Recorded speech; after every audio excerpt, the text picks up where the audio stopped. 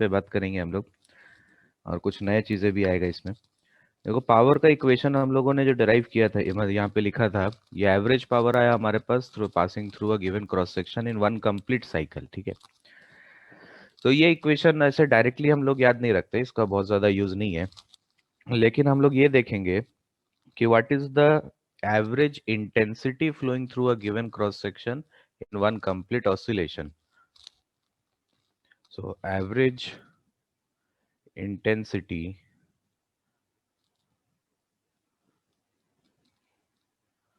जिसको हम बोल सकते हैं average power divided by cross sectional area, इसी तरह से डिफाइन किया था हमने हाँ sir. In one cycle. So expression हमारे पास ऑलरेडी एवरेज पावर का है, उसको बस क्रॉस सेक्शनल एरिया से डिवाइड करना है, तो delta p naught square bye 2 rho v. So delta p naught मतलब प्रेशर वेव का एम्पलीट्यूड का square divided by 2 times of density of the medium into speed of the wave in the medium. ठीक है, ये सबसे ज्यादा use होने वाला इक्वेशन है in the chapter of waves. ठीक है, अब ये यूज होता कैसे है? देखो, कभी आपको बोल दिया जाए कि प्रेशर वेव का इक्वेशन लिखो, ठीक है, तो प्रेशर वेव का इक्वेशन लिखने के लिए मैक्सिमम क्वेश्चंस में आपको प्रेशर वेव का एम्पलीट्यूड डायरेक्टली देगा नहीं। कुछ क्वेश्चंस में डायरेक्टली आपको बता देगा कि gauge pressure is suppose 0.5% of atmospheric pressure, तो वो बता देगा। लेकिन अगर नहीं बता रहा है तो क्वेश्चन यहाँ पर कैसे बनता है, आपको किसी पॉइंट पर एवरेज इंटेंसिटी दे देगा, ठीक है, डेंसिटी दे देगा, स्पीड आप कैलकुलेट कर सकते हो, तो इस एक्सप्रेशन का यूज करके हम लोग प्रेशर वेव का एम्पलीट्यूड कैलकुलेट करते हैं बहुत बार।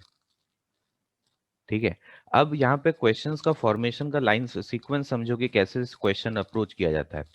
एवरेज इंटेंसिटी भी देता नहीं है क्वेश्चन में, मेरा बात को समझो। एवरेज इंटेंसिटी अगर मेरे को मिल जाए, डेंसिटी दिया रहेगा, स्पीड दिया रहेगा, स्पीड में निकाल सकता हूँ under root of bulk modulus by density. ठीक है, तो वहां से हम लोग प्रेशर वेव का एम्पलीट्यूड निकाल सकते हैं, प्रेशर वेव का एम्पलीट्यूड निकाल सकते हैं ना फिर। हाँ सर। ठीक है, लेकिन इंटेंसिटी हम लोग को नहीं देता है। क्यों नहीं देता है?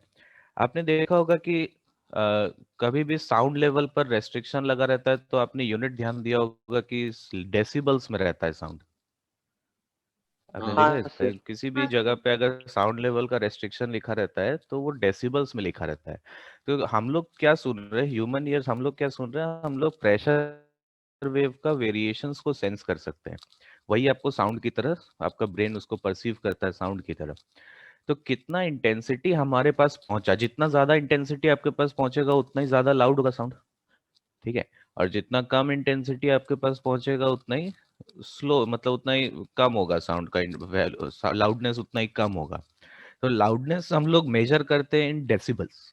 ठीक है, तो हम जो इंटेंसिटी यहाँ पर परसीव कर रहे हैं, ऐसा हम डायरेक्टली इंटेंसिटी के टर्म्स में चीजों को नहीं रखते हैं, हम लोग साउंड लेवल को डिफाइन करते हैं, हम लोग डेसिबल्स के टर्म्स में डिफाइन करते हैं।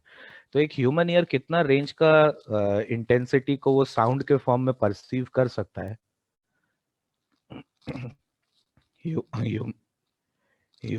ह्यूमन ईयर आप बोल सकते हो response to intensities between 10 power minus 12 watt पर मीटर स्क्वायर, ये यूनिट होगा इसका इंटेंसिटी का, वाट पर मीटर स्क्वायर, टू 1 वाट पर मीटर स्क्वायर। इस रेंज में अगर इंटेंसिटी होगा तभी आपको सुनाई देगा साउंड, मतलब आप उसको साउंड के फॉर्म में परसीव कर पाओगे। अगर इस रेंज के बाहर रहेगा इंटेंसिटी तो आपको पता भी नहीं चलेगा कि वहां पर साउंड है। ठीक है, आपका ब्रेन उसको साउंड के फॉर्म में नहीं सुन सकता। सो this is the Audible range. ये क्वेश्चन भी पूछा है एग्जाम में, डायरेक्टली ऑडिबल रेंज पूछ लेगा, तो ये आपको याद होना चाहिए।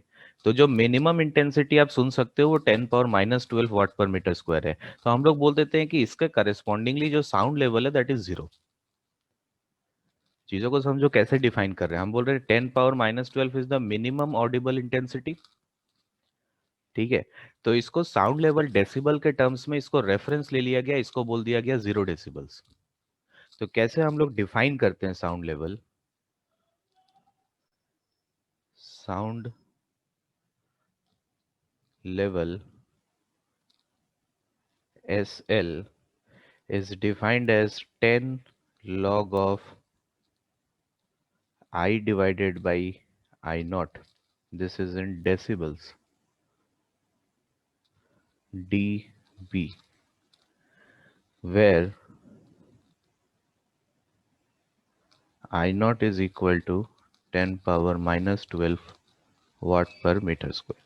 तो यहाँ पर आपके पास जो इंटेंसिटी पहुंच रहा है वो है आई। आई इज द रिसीव्ड इंटेंसिटी। तो जो इंटेंसिटी पहुंच रहा है उसका वैल्यू आप यहाँ पे पुट करो। आई नॉट का वैल्यू तो ऑलरेडी हमको मालूम है, तो कितना डेसिबल्स आपको मिलेगा वो यहाँ से कैलकुलेट कर सकते हैं हम लोग। हाँ सर। ठीक है। अब देखो कि अगर 10 पावर माइनस 12 वाट पर मीटर स्क्वायर ही आपके पास पहुंचा, तो आई का वैल्यू को आई नॉट पुट करोगे तो लॉग 1 जीरो हो जाएगा। हाँ हो सर। जाएगा ना। तो इसीलिए आप बोल रहे हैं कि this is the minimum intensity जो आप सुन सकते हो, तो इसको बोल दिया गया 0 डेसिबल्स। तो यहाँ से आप मैथमेटिकली देख सकते हो कि this intensity corresponds to 0 decibels. ठीक है। सो आई नॉट का वैल्यू तो फिक्स्ड है, ये आपको याद होना चाहिए, आपको देगा नहीं एग्जाम में ये वैल्यू। ठीक। और I is the received intensity, received intensity. ठीक है। तो अब मान लो कि क्वेश्चन देखो कैसे फॉर्म होता है। प्रेशर वेव का अगर इक्वेशन लिखना है, मेरे को ये बोल दिया गया कि एक सोर्स है हमारे पास। ठीक है, एक सोर्स है और इस सोर्स से कुछ दूरी पे एक पर्सन खड़ा हुआ है। इसके ये जो साउंड परसीव कर रहा है वो 20 डेसिबल्स है। तो बताओ प्रेशर वेव का एम्पलीट्यूड क्या है। तो अगर साउंड लेवल मेरे को पता चल गया तो क्या मैं यहाँ पर इंटेंसिटी निकाल सकता हूँ आई। निकाल सकते हैं क्या। हाँ सर। हाँ ठीक। सर। और अगर इंटेंसिटी मिल गया तो क्या इस इक्वेशन का यूज करके हम डेल्टा पी नॉट निकाल सकते हैं। हाँ हाँ सर। सर। ठीक है। तो इस तरीके से क्वेश्चन फॉर्म होता है। आपको साउंड लेवल दे देगा कि एक पर्सन के पास कितना साउंड लेवल है, जहाँ पे वो पर्सन खड़ा है वहां पे साउंड लेवल कितना मेजर कर रहे हैं हम लोग। ठीक है। समझ में आया यहाँ तक। तो देखो एक मेंस का एक बहुत कॉमन सा क्वेश्चन है, अभी भी पूछा जाता है ये। जैसे मान लो आपको बोल दिया कि if the power of source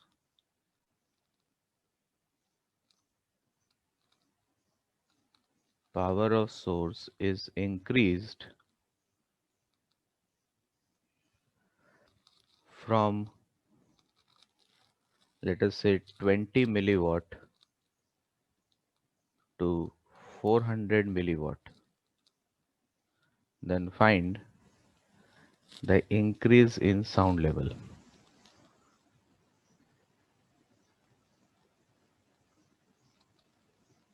ठीक है।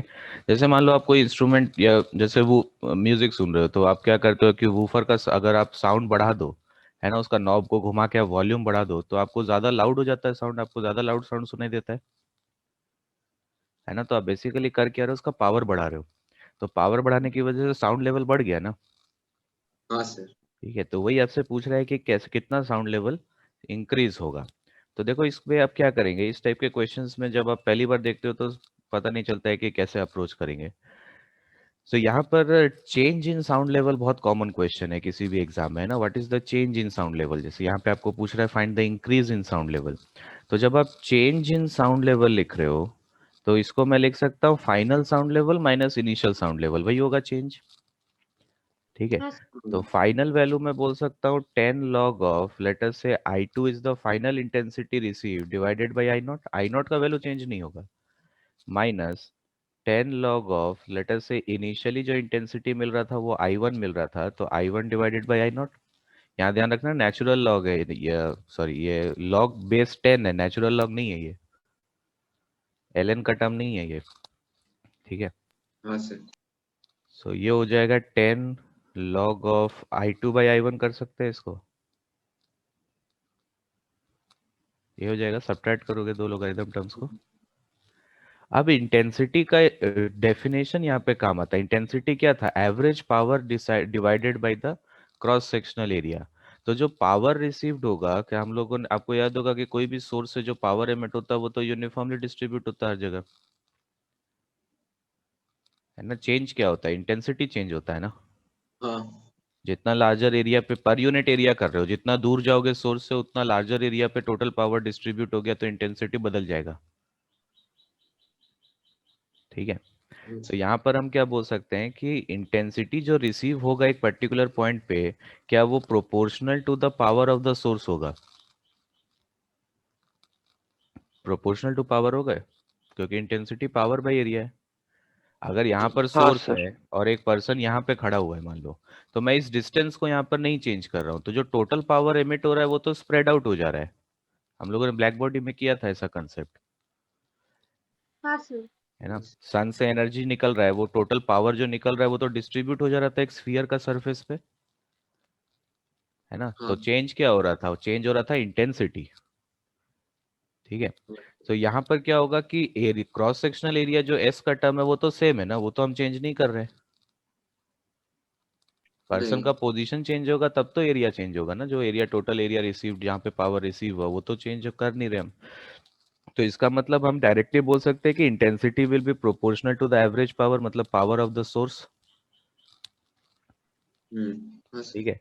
तो I2/I1 को क्या मैं फाइनल जो पावर 400 मेगावाट जो फाइनल पावर हो गया डिवाइडेड बाय इनिशियल पावर लिख सकता हूँ? हाँ ठीक हाँ है। सर। सो 10 log ऑफ, ये हो गया 400 डिवाइडेड बाई 20। सो 10 log 20 हो गया, ये होगा ना। हाँ सर। सो इसको आप, दिस इज 10 log 20, तो इसको आप कैलकुलेट तो कर ही सकते हो। इसको आप कैसे लिख सकते हो? log 10 into log 10 plus log 2 कर सकते हो ना। log 10 तो 1 हो गया, log 2 आपको पता है 0.3 के आसपास होता है, तो 1.3, हाँ सर। है ना, इंटू 10 मतलब अराउंड 13 डेसिबल्स।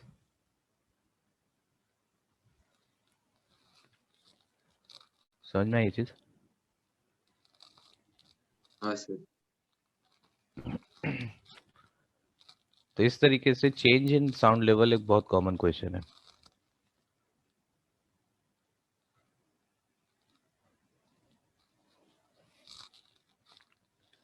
तो ये वाला पॉइंट को देखो एक बार फिर से देखते हैं। जैसे मान लो कि आपके पास एक पॉइंट सोर्स है, ठीक है, और ये एक पावर एमिट कर रहा है जिसका वैल्यू है लेटर से P। तो अगर एक आइसोट्रोपिक मीडियम हुआ चारों तरफ, तो क्या वेव हर डायरेक्शन में ट्रेवल करेगा? वेव तो हर डायरेक्शन में जाता है। हाँ ठीक है, कंपेयर करने का कोशिश करो सन और अर्थ वाला सिस्टम से। जब हम लोग सोलर कांस्टेंट पढ़ रहे थे तब ये सब कंसेप्ट किया था हमने। वेव हर डायरेक्शन में ट्रेवल करेगा। तो अगर आइसोट्रोपिक मीडियम है तो यहाँ पे मैं बोल सकता हूँ कि the total power at any instant, the total power will be distributed on a spherical surface.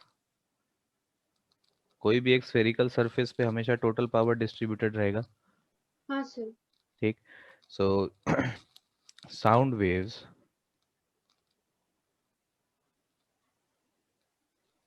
From a point source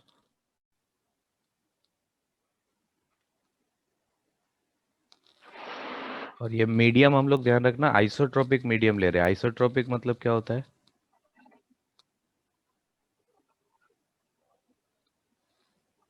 isotropic medium क्या होता है? हर डायरेक्शन में प्रॉपर्टी सेम है मीडियम का। Sound waves from a point source travel in all directions.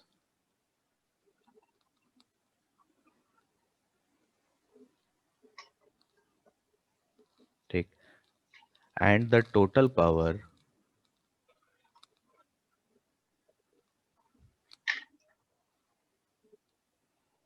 is distributed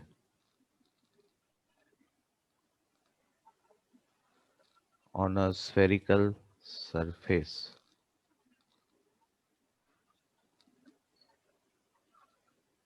ठीक। तो इसको आप ऐसे भी नोट कर सकते हैं, जैसे आप पानी में पत्थर डालते हो तो क्या होता है कि सर्कुलर फॉर्म में रिपल्स स्टार्ट होता है ना। हाँ तो जो एनर्जी है जो आप उसको स्टोन से मिला, वो एनर्जी क्या हो रहा है कि हर डायरेक्शन में अगर आइसोट्रोपिक मीडियम है तो वो परफेक्ट सर्कल्स तभी तो आपको दिखेगा। अगर आइसोट्रोपिक मीडियम नहीं हुआ तो सर्कल्स तो दिखेगा नहीं आपको। हाँ सर। ठीक है, तो हाँ सर। एनर्जी हर डायरेक्शन में वहां पे ट्रेवल कर रहा है। अब यहाँ पे को एक चीज हम लोग बोल सकते हैं कि इस स्फेरिकल सरफेस पे लाई करने वाला जितना भी पॉइंट्स है, ये सारे ये जितने भी पॉइंट्स इस स्फेरिकल सरफेस पे लाई कर रहा है, all this points are oscillating in same phase. आप सोचो कि आप इसको वाटर वेव्स की तो लिए सोचो तो बेटर समझ में आएगा। जैसे एक पॉइंट पर आप पानी में अगर स्टोन डाल दे रहे हो, तो क्या होगा कि ऐसे सर्कुलर फॉर्म में रिपल्स फॉर्म होता है ना, और एनर्जी इस डायरेक्शन में मूव करता है ऐसे। हाँ ठीक है। अब कोई भी एक पर्टिकुलर सर्कल के बारे में थोड़ा सोचने का कोशिश करो। कोई भी एक पर्टिकुलर सर्कल पे क्या हमेशा पार्टिकल्स एक साथ मैक्सिमम पे पहुंचता है, एक साथ मिनिमम पे जाता है? वरना तो सर्कल दिखेगा ही नहीं आपको अगर एक साथ मैक्सिमम पे नहीं आया तो, हाँ सर, हाँ है कि नहीं? एक साथ मैक्सिमम पे जाता है ना। तो उसका मतलब क्या हुआ? उसका मतलब हुआ कि all the particles are oscillating in same phase on that circle. हाँ ठीक है। सो ये जो आपको शेप दिख रहा है, जो स्फेरिकल सरफेस है, इस स्फेरिकल सरफेस पे लाई करने वाला हर एक पार्टिकल सेम फेज में ऑसिलेट करता है। This surface is called as a wave front. It is called as a wave front. It is a spherical wave front. ठीक है। सो यहाँ पर हम बोल सकते हैं कि ऑल पार्टिकल्स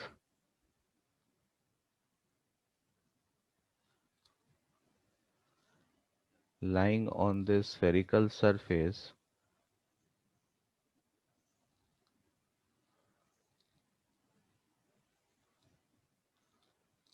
are oscillating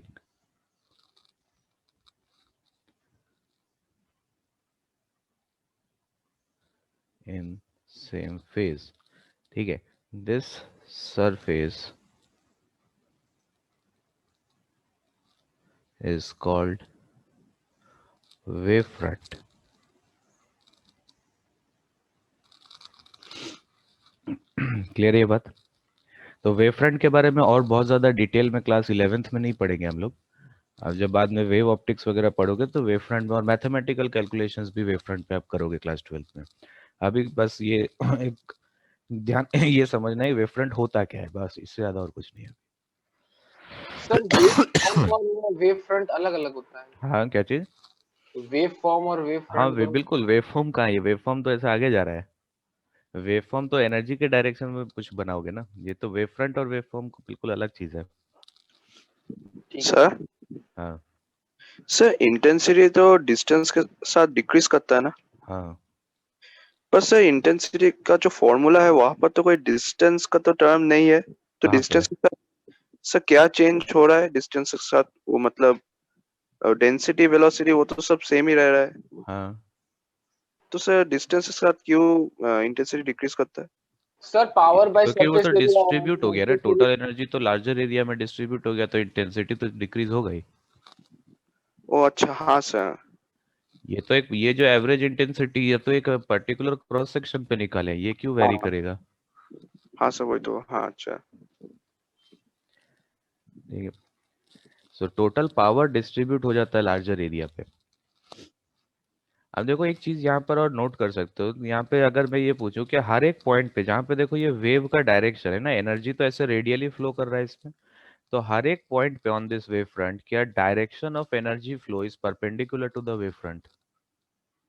हाँ सर। ठीक है। ये एक बहुत इंपॉर्टेंट प्रॉपर्टी है वेव फ्रंट का कि direction of wave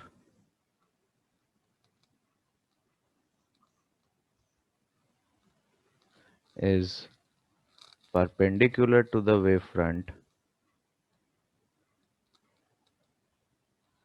at every point। ठीक है। तो पिछला ऐसा 3 साल हो गया जेई एडवांस में जब ये वाला पॉइंट से क्वेश्चन पूछ रहा है, लेकिन साउंड वेव से नहीं पूछता है। बट ये पॉइंट वेवफ्रंट के लिए एक कॉमन पॉइंट है, इसका यूज होता है क्लास 12th में। तो ऑलमोस्ट एवरी ईयर अभी 2-3 साल से क्वेश्चन पूछ रहा है एडवांस में। तो इस पे देखेंगे, अभी तो आपसे नहीं पूछेगा, जस्ट ये देखो वेवफ्रंट होता क्या है बस। ठीक है। All points on the wavefront are in same phase और direction of wave is perpendicular to wavefront at every point. Clear है ये? हाँ सर। सो अब देखो यहाँ पर जैसे कि सोर्सेज जब हम बात करते हैं तो सोर्सेज बहुत तरीके का हो सकता है हमारे पास। जैसे मान लो कि एक पॉइंट सोर्स है, ठीक, तो अभी हम क्या बोल रहे थे कि अगर मेरे पास एक पॉइंट सोर्स है जिसका पावर अगर P है, तो इससे हर डायरेक्शन में वेव्स इसमें से एमिट होगा, हर डायरेक्शन में डिस्टरबेंस या एनर्जी मूव करेगा। तो हम लोग आइसोट्रोपिक मीडियम से ले रहे हैं, तो टोटल पावर जो एमिट हुआ है यहाँ पर, वो टोटल पावर किसी भी इंस्टेंट पर एक स्फेरिकल सरफेस पे डिस्ट्रीब्यूटेड रहेगा। तो मान लेते हैं इस स्फीयर का रेडियस, अगर हमारे पास r रेडियस का स्फीयर है ये, तो इस स्फीयर पे किसी भी पॉइंट पे अगर मैं इंटेंसिटी लिखना चाहूँ तो इंटेंसिटी क्या लिख सकता हूँ? Total power receive divided by cross sectional area, यही होता है इंटेंसिटी। हाँ सर। तो टोटल पावर तो P होगा, है ना, पावर तो यूनिफॉर्मली डिस्ट्रीब्यूट हो गया, बट टोटल पावर तो P पहुंचा ना, ठीक है, divided by the surface area 4 pi small r square, ठीक है। सो जो इंटेंसिटी पहुंचेगा, जैसे आप यहाँ पर एक ऑब्जर्वर खड़ा हुआ है पॉइंट ए पर, तो इस ऑब्जर्वर के पास जो इंटेंसिटी पहुंचेगा वो आप बोल सकते हो that will be proportional to 1 by r square. तो अगर ये थोड़ा सा दूर चला जाएगा तो 1 बाई आर स्क्वायर से मैं बता सकता हूँ कि कितना इंटेंसिटी में चेंज आएगा। हाँ सर। ठीक है, तो 1 बाई आर स्क्वायर का फंक्शन हो जाता है इंटेंसिटी, अगर आप एक पॉइंट सोर्स के बारे में बात करते हो। और वेव फ्रंट कैसा है हमारे पास पॉइंट सोर्स के लिए? It is a spherical wave front.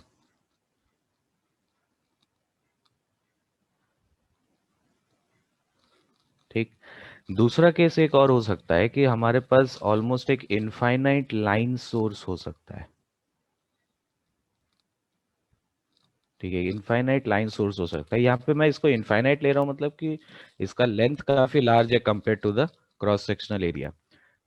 ठीक है, तो अगर एक इनफाइनाइट लाइन सोर्स है हमारे पास, तो बता इसमें से जो वेव्स निकलेगा क्या वो ऐसे रेडियली फ्लो करेगा ऐसे?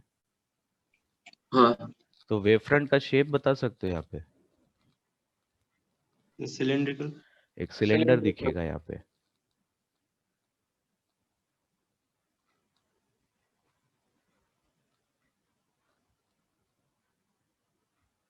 ठीक है, एक सिलेंड्रिकल वेव फ्रंट दिखेगा। तो मान लेते हैं ये लेंथ अगर इस सिलेंडर का L है और ये रेडियस हो गया R, तो अगर कोई ऑब्जर्वर यहाँ पर खड़ा हुआ है तो इस ऑब्जर्वर के पास इंटेंसिटी कितना पहुंचेगा? तो यहाँ पर हम बोल सकते हैं कि जो वेव फ्रंट हमारे पास फॉर्म हुआ, this is a cylindrical wave front.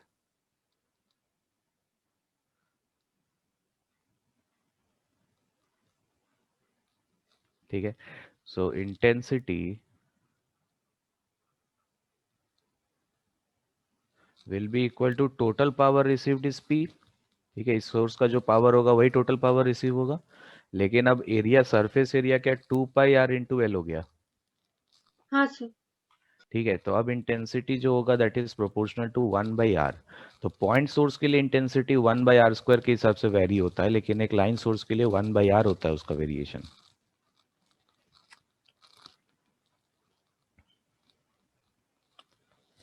Clear है ये पॉइंट?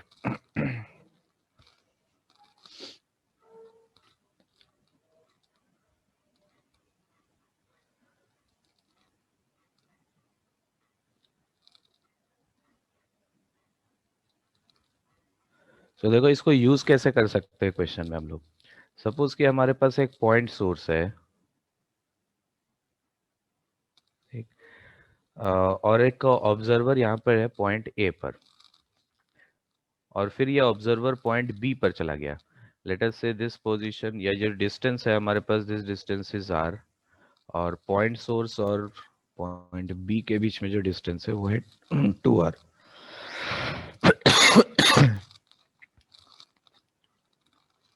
तो एक पॉइंट सोर्स है हमारे पास, आइसोट्रोपिक मीडियम है। तो सपोज हमको बोल दिया कि find the change in the sound level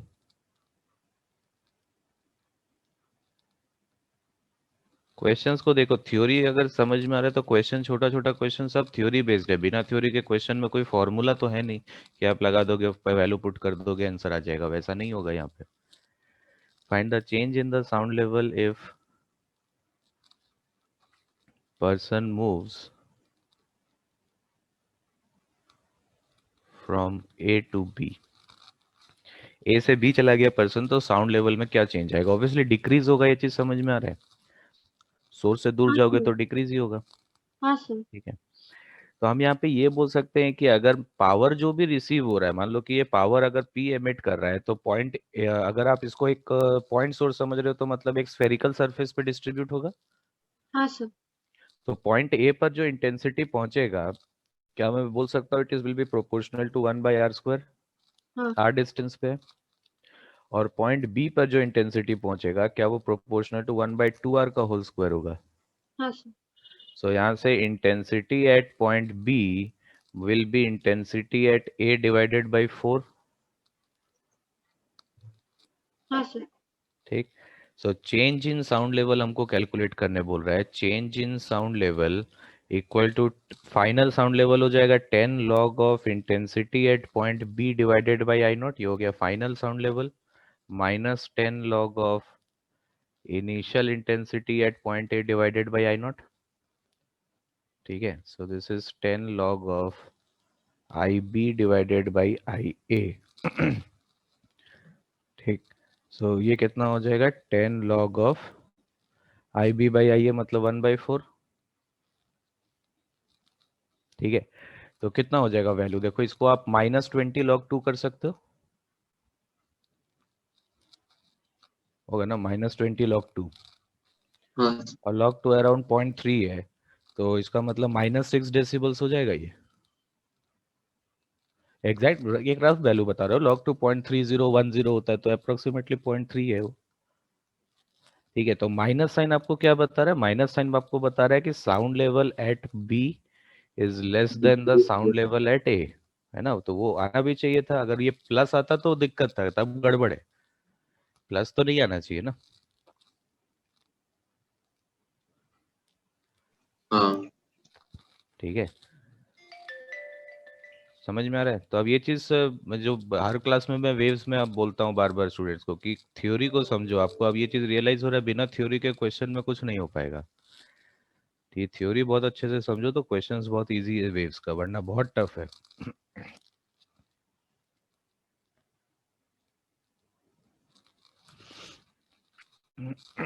हो गया ये।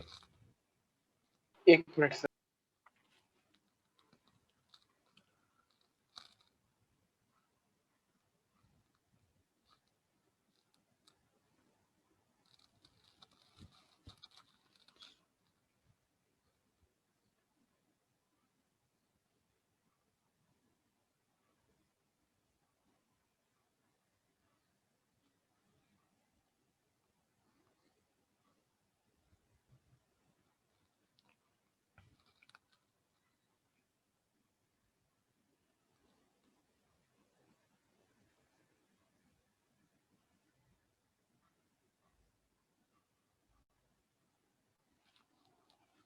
हो गया सर।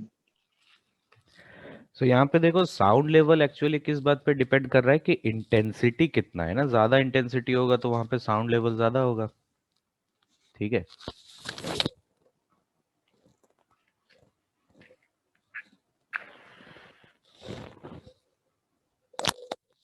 समझ में आ रहा है ये पूरा चीज यहाँ तक।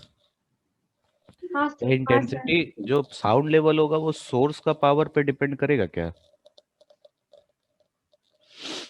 वो इस बात पे देखो, पॉइंट सोर्स अगर सेम रख रहे तब भी तो अलग अलग पॉइंट्स पे अलग अलग इंटेंसिटी पहुंचेगा ना, मतलब अलग अलग साउंड लेवल होगा डिफरेंट पॉइंट्स पे, लेकिन सोर्स तो वही है। हाँ सर। तो intensity basically sound level depend करता है इंटेंसिटी पे।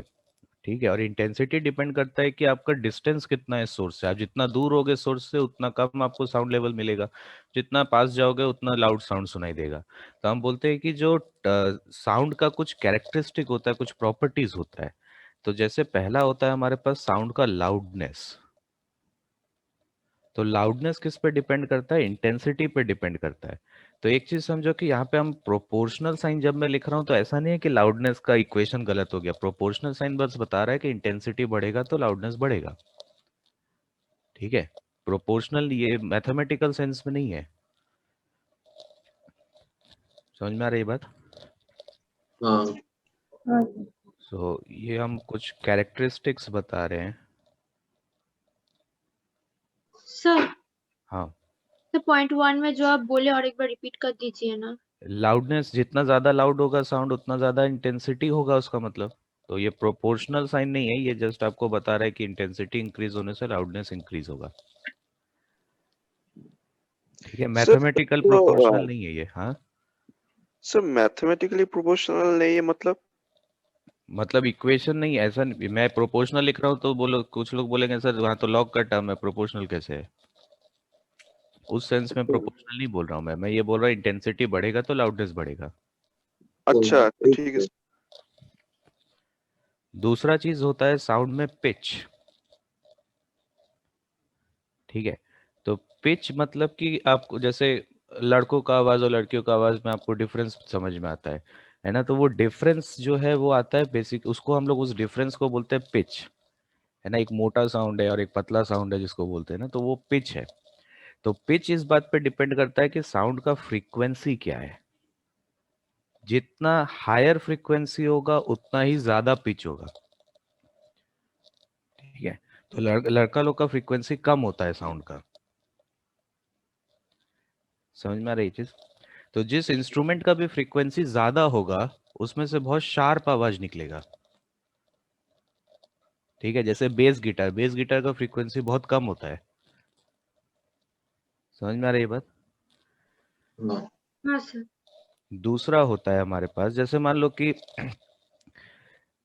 अगर एक साउंड सुनने में अच्छा लगे तो उसको हम म्यूजिक बोलेंगे, और अगर सुनने में अच्छा नहीं लगे तो वो नॉइज है।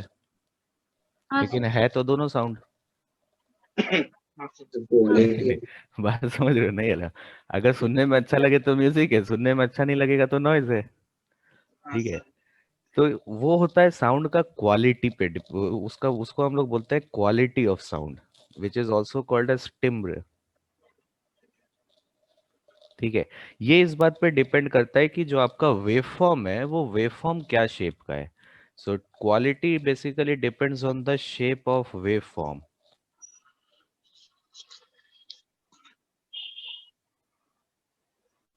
ये वेवफॉर्म का शेप पे डिपेंड करता है। तो ये तीन प्रॉपर्टीज होता है, कैरेक्टरिस्टिक्स होता है साउंड का। तो यहाँ पर बहुत कॉमनली चाहे मल्टीपल करेक्ट हो, कई बार इसमें मैट्रिक्स मैच भी पूछा गया है जेई में। तो एक तरफ आपको ये सब पैरामीटर्स दे देगा, लाउडनेस, पिच, क्वालिटी, और एक तरफ ये सब पैरामीटर्स दे देगा, बोलेगा प्रॉपर्टीज को मैच करो कि लाउडनेस किस पे डिपेंड करता है, पिच किस पे डिपेंड करता है, इस तरह से। ठीक है,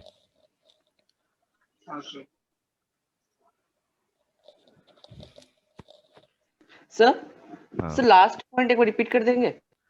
शेप लास्ट फॉर्म, वो ये क्वालिटी मतलब वेव फॉर्म होता है, जैसा वेव फॉर्म होगा वैसा ही आपको साउंड सुनाई देगा। अच्छा। ठीक है, आप लोग को शायद ये चीज मालूम है कि नहीं पता नहीं, हमारे हिंदू मैथोलॉजी में सबसे प्योरेस्ट साउंड जो होता है वो एक साइन कर्व होता है। ठीक, एक साइन कर्व को मतलब होली साउंड माना जाता है। तो आपको कोई इंस्ट्रूमेंट पता है जो ऑलमोस्ट नियरली एक साइन वेव फॉर्म जनरेट कर सके? Sir piano.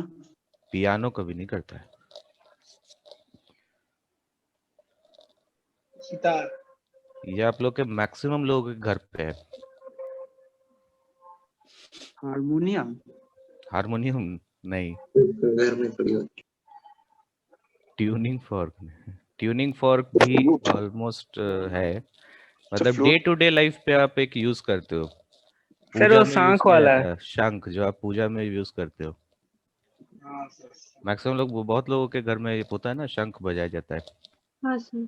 तो वो शंख इसीलिए इतना मतलब उसका उसको हमारे कल्चर में इतना ज्यादा इम्पोर्टेंस है उसका, क्योंकि हम लोग बोलते हो वो प्योर करता है। आप सुनते हो ना, पॉजिटिव एनर्जी है, प्योर करता है एनवायरनमेंट को, क्योंकि उसमें से जो साउंड निकलता है that is very close to a sinusoidal waveform.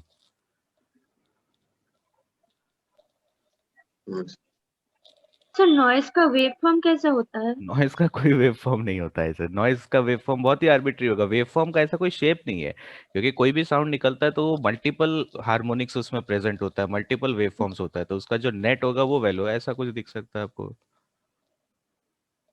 अच्छा सर। सर ये क्या है? कोई भी वेव फॉर्म है। वेव फॉर्म मतलब ऐसा नहीं है कि साइन वेव है, मैंने आपको बोला ना हम लोग के सिलेबस में हम सिर्फ साइन वेव पढ़ते हैं, लेकिन वेव फॉर्म कुछ भी हो सकता है।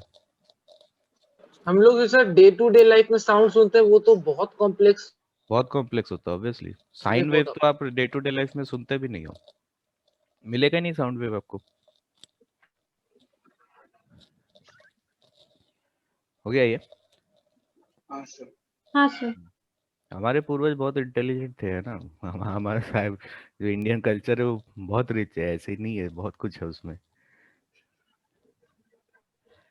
उसके बाद देखो हम लोग यहाँ पर बात करेंगे रिफ्लेक्शन का। एक कंसेप्ट हम लोगों ने स्ट्रिंग वेव्स में भी पढ़ा था, रिफ्लेक्शन और ट्रांसमिशन का कंसेप्ट। तो वहां पर जैसे बहुत सारा चीजें मैथमेटिकली प्रूफ हमने किया था कि कब पाई का फेस चेंज आता है, कब नहीं आता है। बट साउंड वेव्स में ऐसा कोई मैथमेटिकल प्रूफ नहीं है चीजों का।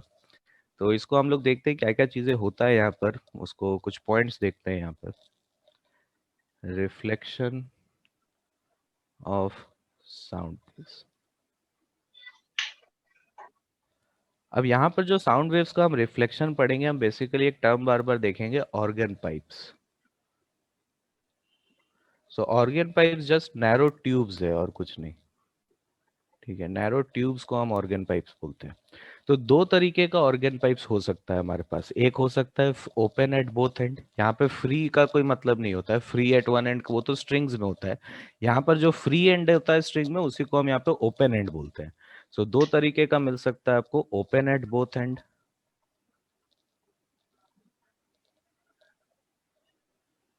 ठीक, या फिर मिल सकता है क्लोज्ड एट वन,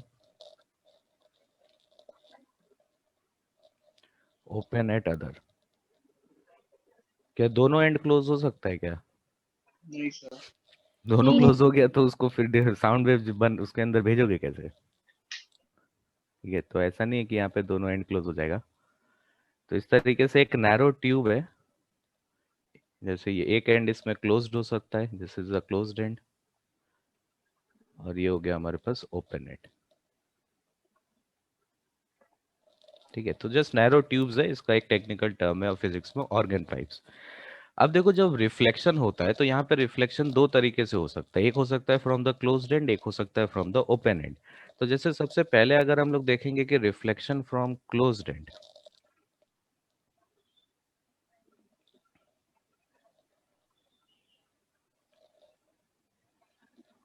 ठीक है, देखो इसको ध्यान से समझो। बहुत स्टूडेंट्स को यहाँ पे कंफ्यूजन हो जाता है कि कब फेस चेंज आएगा कब नहीं आएगा। जो डिस्प्लेसमेंट वेव है यहाँ पर, है ना, साउंड वेव्स में जो डिस्प्लेसमेंट वेव है, वैसा ही डिस्प्लेसमेंट वेव तो हम लोगों ने स्ट्रिंग वेव्स में भी पढ़ा था। स्ट्रिंग वेव्स में जो वेव इक्वेशन आपने लिखा था वो यहाँ पर डिस्प्लेसमेंट वेव है ना। हाँ सर। है ना, स्ट्रिंग वेव्स का equation y equal to a sin omega t minus k x, वो क्या है? वो तो एक डिस्प्लेसमेंट वेव ही है, पार्टिकल्स का डिस्प्लेसमेंट लिखा है हमने मेन पोजीशन से। ठीक है, तो डिस्प्लेसमेंट में वहां पर जो भी वेरिएशंस था हमारे पास, reflection from the closed end मतलब स्ट्रिंग में हो गया, reflection from the fixed end वाला केस। ठीक है, तो जब फिक्स्ड एंड से रिफ्लेक्शन हो रहा था स्ट्रिंग वेव्स में, तब क्या एक पाई का फेस चेंज आ रहा था रिफ्लेक्टेड वेव में? हाँ सर। ठीक है, तो यहाँ पे कोई ट्रांसमिशन वाला केस नहीं पढ़ रहे हैं हम लोग। ऐसा नहीं है कि एक मीडियम से दूसरा मीडियम में साउंड वेव चला गया, हम जस्ट रिफ्लेक्शन पढ़ रहे हैं क्लोज्ड एंड से। तो क्लोज्ड एंड से अगर रिफ्लेक्शन होगा तो डिस्प्लेसमेंट वेव के लिए हम क्या बोल सकते हैं? क्या displacement wave suffers a phase change of pi बोल सकते हैं?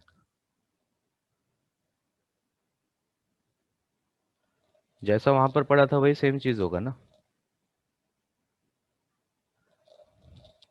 ठीक है, क्लोज्ड एंड वाला रिफ्लेक्शन के बारे में सोचो, जो रिफ्लेक्टेड वेव है वो एक पाई का फेस चेंज सफर करता है। हाँ सर। लेकिन यहाँ पर हम लोग के पास और भी वेव्स है, जैसे pressure wave.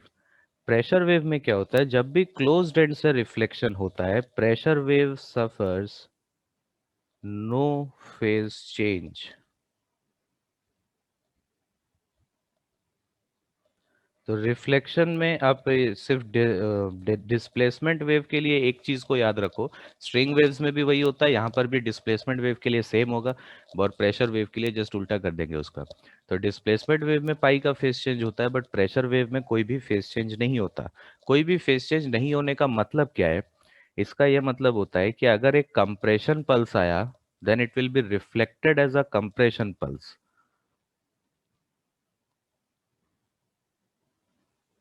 Compression is reflected as a compression, and rarefaction is reflected as a rarefaction.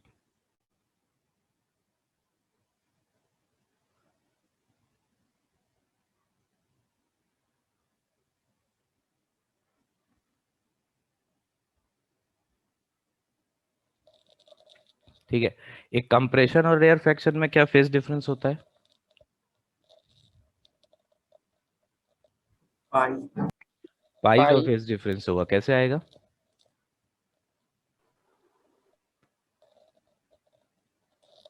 बताओ, फंस गए ना? याद करते क्यों हो, कितना बार बोलते हो, रट्टा मारते हो? क्या फेज डिफरेंस होगा, कैसे निकालेंगे? ट्रैवलिंग वेव कॉम्प्रेशन में में डेल्टा पी पॉजिटिव है और रेडिएशन ऐसे में नेगेटिव है। मैथमेटिकली कैसे निकालेंगे? प्रेशर इंक्रीज कर रहा है कॉम्प्रेशन में, तो उससे ट्रैवलिंग वेव है, पॉजिटिव है। ट्रैवलिंग वेव में बताया था phase difference in travelling wave क्या होता है?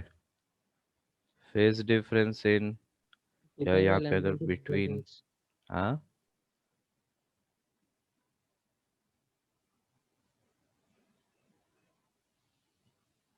एक कंप्रेशन और रेयरफैक्शन के बीच ट्रैवलिंग वेव में याद है 2 pi by lambda into delta x, हाँ हाँ सर। है ना? तो अगर एक प्रेशर वेव बनाओगे यहाँ पे, ये एक प्रेशर वेव है, तो ये वाला जो पॉइंट है ये क्या हो गया? ये एक रेयरफैक्शन हो गया, ये एक कंप्रेशन हो गया। हाँ ठीक है, तो कंप्रेशन और रेयरफैक्शन के बीच जो डिस्टेंस है ये कितना है? Lambda by 2।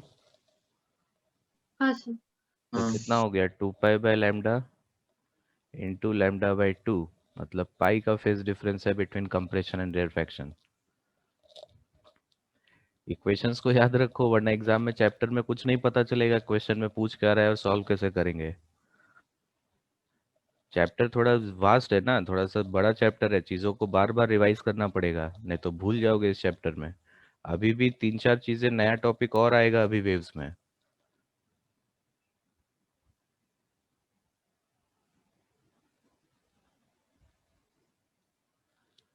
देखो, रिफ्लेक्शन फ्रॉम फ्री एंड। अब फ्री एंड में सॉरी, यहाँ पे रिफ्लेक्शन फ्रॉम ओपन एंड। तो ओपन एंड का जो reflection that is equivalent to reflection from the free end in the string. तो फ्री एंड से जब रिफ्लेक्शन होता है तब डिस्प्लेसमेंट वेव में कोई भी फेज डिफरेंस आता है?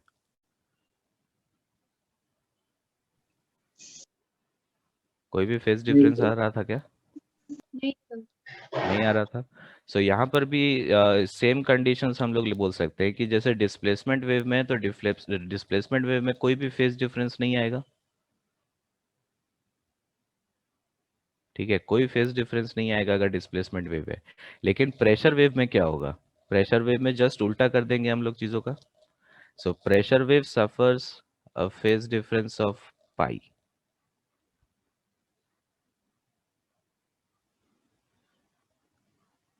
ठीक, इसका मतलब क्या हुआ कि a compression pulse when reflected from the open end will be reflected as a rarefaction,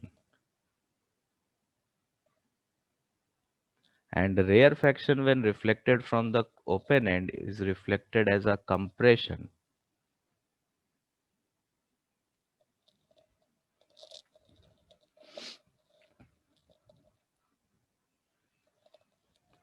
ठीक है, लेकिन ओपन एंड में जब हम रिफ्लेक्शन करवा रहे हैं, तो जैसे मान लो कि एक ट्यूब है हमारे पास, तो यहाँ पे एक तरफ हम लोग सोर्स लगा सकते हैं, तो जिस तरफ आप सोर्स लगाते हो that is called as the driven end. Driven end मतलब कि यहाँ पे सोर्स है, और जहां पर सोर्स नहीं है that end can be called as a non driven end. तो सोर्स बहुत तरीके का हो सकता है, आप कोई इलेक्ट्रॉनिक इंस्ट्रूमेंट लगा सकते हो, या फिर सिंपली आप एक ट्यूनिंग फॉर्क यहाँ पे लगा सकते हो। ठीक है, ट्यूनिंग फॉर्क भी एक सोर्स है। जब आप इसको हिट करते हो तो इसके जो स्टेम है, इसका जो स्टेम है वो ऑसिलेट करेगा। तो ये जब ऑसिलेट करेगा तो एयर पार्टिकल्स को भी ऑसिलेट कराएगा, तो एक कंप्रेशन रिफ्लेक्शन का सीरीज फॉर्म होगा, which is basically a longitudinal wave. ठीक है, तो जब यहाँ पर रिफ्लेक्शन होता है ओपन एंड से, ध्यान से देखना, इंपॉर्टेंट चीज है ये, जब ओपन एंड से रिफ्लेक्शन होता है तब ओपन एंड में तो ऐसा कोई बाउंड्री नहीं है कि यहाँ से रिफ्लेक्शन होगा, इस बाउंड्री से रिफ्लेक्शन होगा, ऐसा कोई बाउंड्री डिफाइंड नहीं है यहाँ पे, हाँ सर। है ना? कौन सा पॉइंट ओपन एंड है, इसका तो कोई बाउंड्री तो है नहीं यहाँ पे। तो जब यहाँ पर चीजों को कैलकुलेट किया जाता है, मैथमेटिक जब थियोरेटिकली आप कैलकुलेट करते हो, चीजों को जब मेजर करते हो, तो थोड़ा सा एरर आता है। वो एरर मतलब उसका प्रूफ नहीं है कि वो एरर का कैलकुलेशन मैं कैसे कर सकता हूँ, एक्सपेरिमेंटली इसका वैल्यू निकाला गया और देखा गया कि जो रिफ्लेक्शन होता है वो एग्जैक्टली इस बाउंड्री पे नहीं होता। ठीक है, वो थोड़ा सा आगे से होता है, ट्यूब के थोड़ा सा बाहर से होता है। ठीक, तो ये सजेस्ट किया था, रायले ने सजेस्ट किया था इसको, तो क्या नाम पे नहीं जाएंगे, तो यहाँ पे उसने बोला कि जो क्लोज ओपन एंड से रिफ्लेक्शन होता है, that reflection exactly does not take place from this boundary, वो थोड़ा सा बाहर से होता है। ठीक है, so reflection from the open and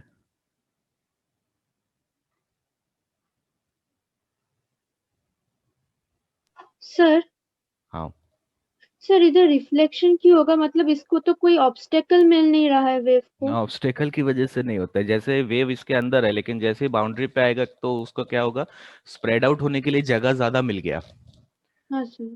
ठीक है, तो एक कंप्रेशन पल्स आया था लेकिन जगह ज्यादा मिल गया तो आराम से फैल गया, है ना, तो रेयर अच्छा फ्रैक्शन बन गया। अच्छा सर। तो सर अगर रेयर फ्रैक्शन आया तो वो कॉम्प्रेशन कैसे बन गया? क्योंकि रेयर फ्रैक्शन आ रहा है तो वहाँ प्रेशर कम है, रेयर फ्रैक्शन मतलब एटमॉस्फेरिक प्रेशर से कम प्रेशर है, सर तो जैसे ही वो हाँ पहुंचेगा सर। तो बाहर वाला एटमॉस्फेयर में वहां तो प्रेशर ज्यादा है तो वो सब भागेगा उसकी तरफ, हाई प्रेशर से लोअर प्रेशर की तरफ जाता है ना एयर मॉलिक्यूल, हाँ सर सर। तो वो कंप्रेशन में बन जाएगा, कन्वर्ट हो जाएगा। So reflection from the open end does not take place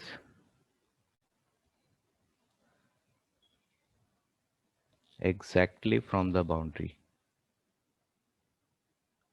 exactly from the mouth of the tube, ऐसे लिख सकते हैं।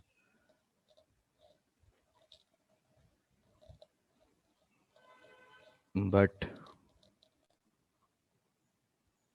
from some distance further from it। Closed end के लिए ऐसा नहीं है, क्लोज्ड एंड में तो एक फिक्स्ड बाउंड्री है वहां पे, तो उसमें दिक्कत नहीं है। ओपन एंड में थोड़ा सा दूर से होता है, तो जहां पे भी ओपन एंड दिखेगा आपको, जैसे ये वाला एंड अगर ओपन है तो यहाँ पे भी जो रिफ्लेक्शन होगा, वेव इधर गया फिर वापस आएगा फिर रिफ्लेक्ट होगा, तो कहीं भी ओपन एंड से रिफ्लेक्शन होता है तो थोड़ा सा माउथ के बाहर से होता है। अब ये जो डिस्टेंस है, this distance is given as 0.6 times of the radius of the tube. ठीक है, so 0.6 r distance from the mouth of the tube से होता है, and this distance is represented by e which is called as end correction.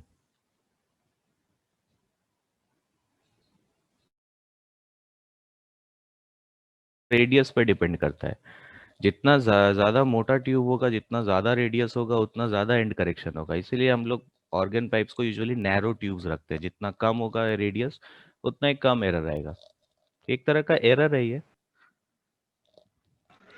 Sir हाँ, sir यहाँ पे जो आपने रिफ्लेक्शन के लिए बोला सर, वो मुझे समझ में नहीं आया, एक बार रिपीट कर दीजिए सर। मतलब सर ये ओपन एंड में सर रिफ्लेक्शन कैसे हो रहा है सर? मैंने बोला ही नहीं उस चीज के लिए, उसमें जाने का जरूरत नहीं है कैसे हो रहा है रिफ्लेक्शन। अच्छा सर ठीक है।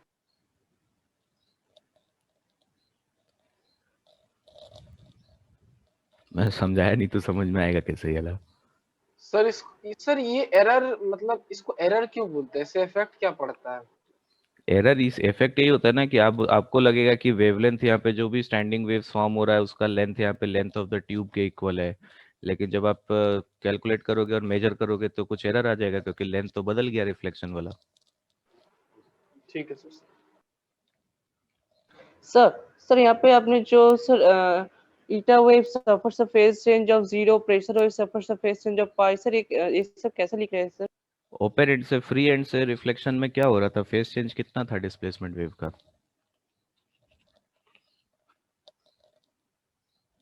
बताओ। स्ट्रिंग वेव्स में तो बताया था ना इसका प्रूफ, फ्री एंड में फेस चेंज कितना आता है।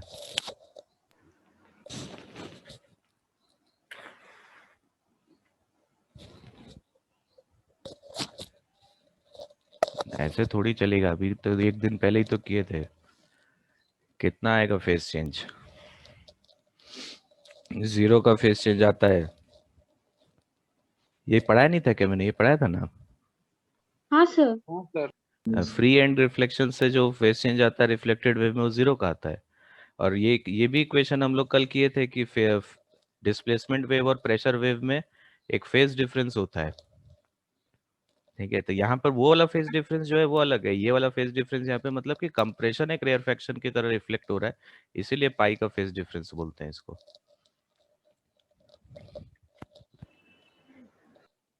सर एक फ्लूइड को हम लोग ऑर्गन पाइप मान सकते हैं?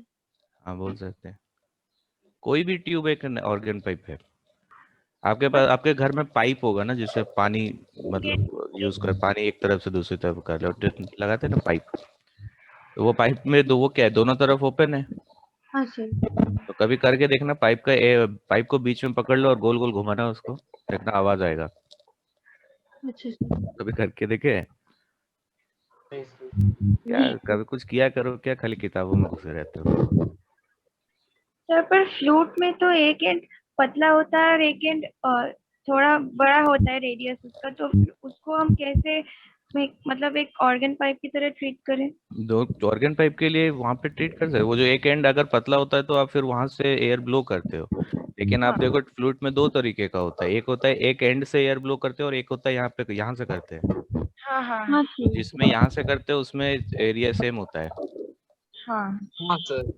ठीक है। तो जिस एंड पे वो एरिया कम हो गया, वो तो ऐसे भी ओपन एंड है नहीं, आप तो वहां पे ब्लो कर रहे हो यार। ठीक है। हाँ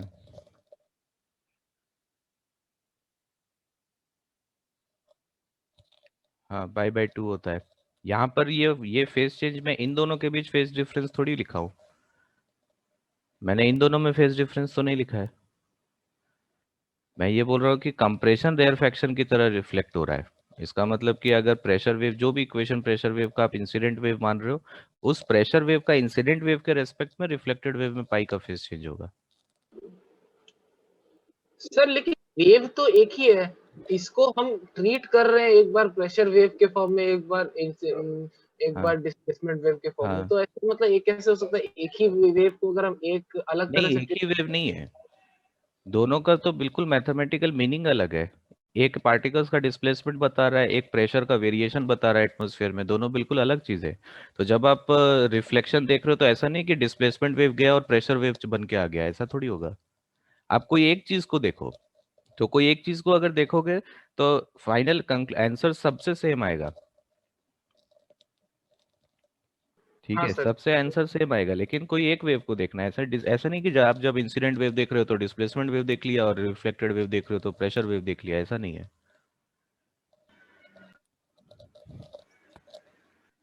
ठीक है। सर हाँ सर अपने जहाँ पे सर ये स्ट्रिंग वेव्स का सर ओपन एंड से रिफ्लेक्शन पढ़े थे सर, वहाँ पे एक बार जाएंगे प्लीज? वहां पे जाएंगे, क्या हुआ बोलो? सर वो मुझे सर मैं वो ढूंढ नहीं पा रहा सर, कहाँ पे है? ढूंढ ही नहीं पा रहे हो? कॉपी पे लिखे थे? हाँ सर लिखे तो थे सर, लेकिन गायब हो गया कोई? तो तुम्हारा छोटा भाई है क्या, वो मिटा दिया होगा। नहीं सर मिल नहीं रहा है सर, देखो।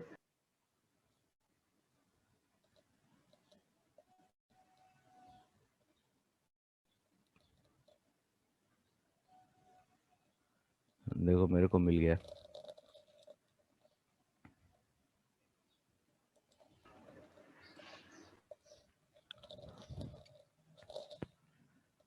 मिला? हाँ सर। हाँ सर समझ गया है sir, thank you sir.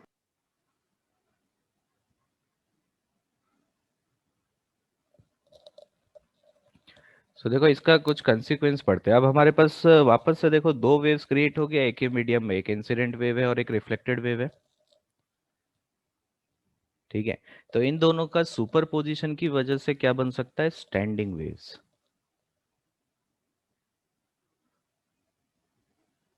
Standing waves form हो सकता है, ठीक है। So reflected wave and incident wave can superimpose to form the standing waves. The incident wave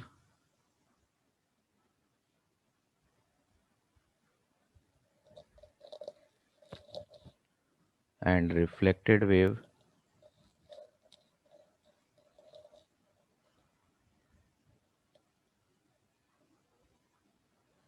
can superimpose to form standing waves। अब देखो स्ट्रिंग में तो standing waves दिखाई दे देता है, यहाँ पर कैसे दिखेगा? यहाँ तो दिखेगा नहीं। सर अगर यहाँ स्टैंडिंग वेव बन गया मतलब एनर्जी तो फ्लो होगा, नहीं तो साउंड सुनाई कैसे देता है फिर ऑर्गन पाइप से? साउंड सुनाई कैसे देता है बोलो? स्टैंडिंग वेव फॉर्मेशन होगा तो मीडियम पार्टिकल्स ऑसिलेट तो कर रहा है ना, और वही वाइब्रेशंस आपके पास पहुंच रहा है। और स्टैंडिंग वेव तो ट्यूब के अंदर बना है, और स्टैंडिंग वेव्स बना है ट्रैवलिंग वेव्स की वजह से ही। बट सर वाइब्रेशन पहुंच कैसे रहा है? वो तो मतलब पार्टिकल्स, एनर्जी तो फ्लो नहीं हो रहा है स्टैंडिंग वेव तो से। जब रिफ्लेक्शन प्रेशर हुआ, वेव से जा जैसे रहा ये है वेव सर। इधर गया, तो जब यहाँ से रिफ्लेक्ट हुआ तो यहाँ जो एयर पार्टिकल्स है इसको तो ऑसिलेट कराएगा, अच्छा हाँ सर समझ ये और फिर अपने नियर बाई को कराएगा। तो यहाँ तो स्टैंडिंग वेव फॉर्म हो गया, लेकिन ये ऑसिलेशंस आपके पास पहुंच रहा है, डिस्प्लेसमेंट, ये प्रेशर वेरिएशंस पहुंच रहा है आपके पास। हाँ सर समझ गए।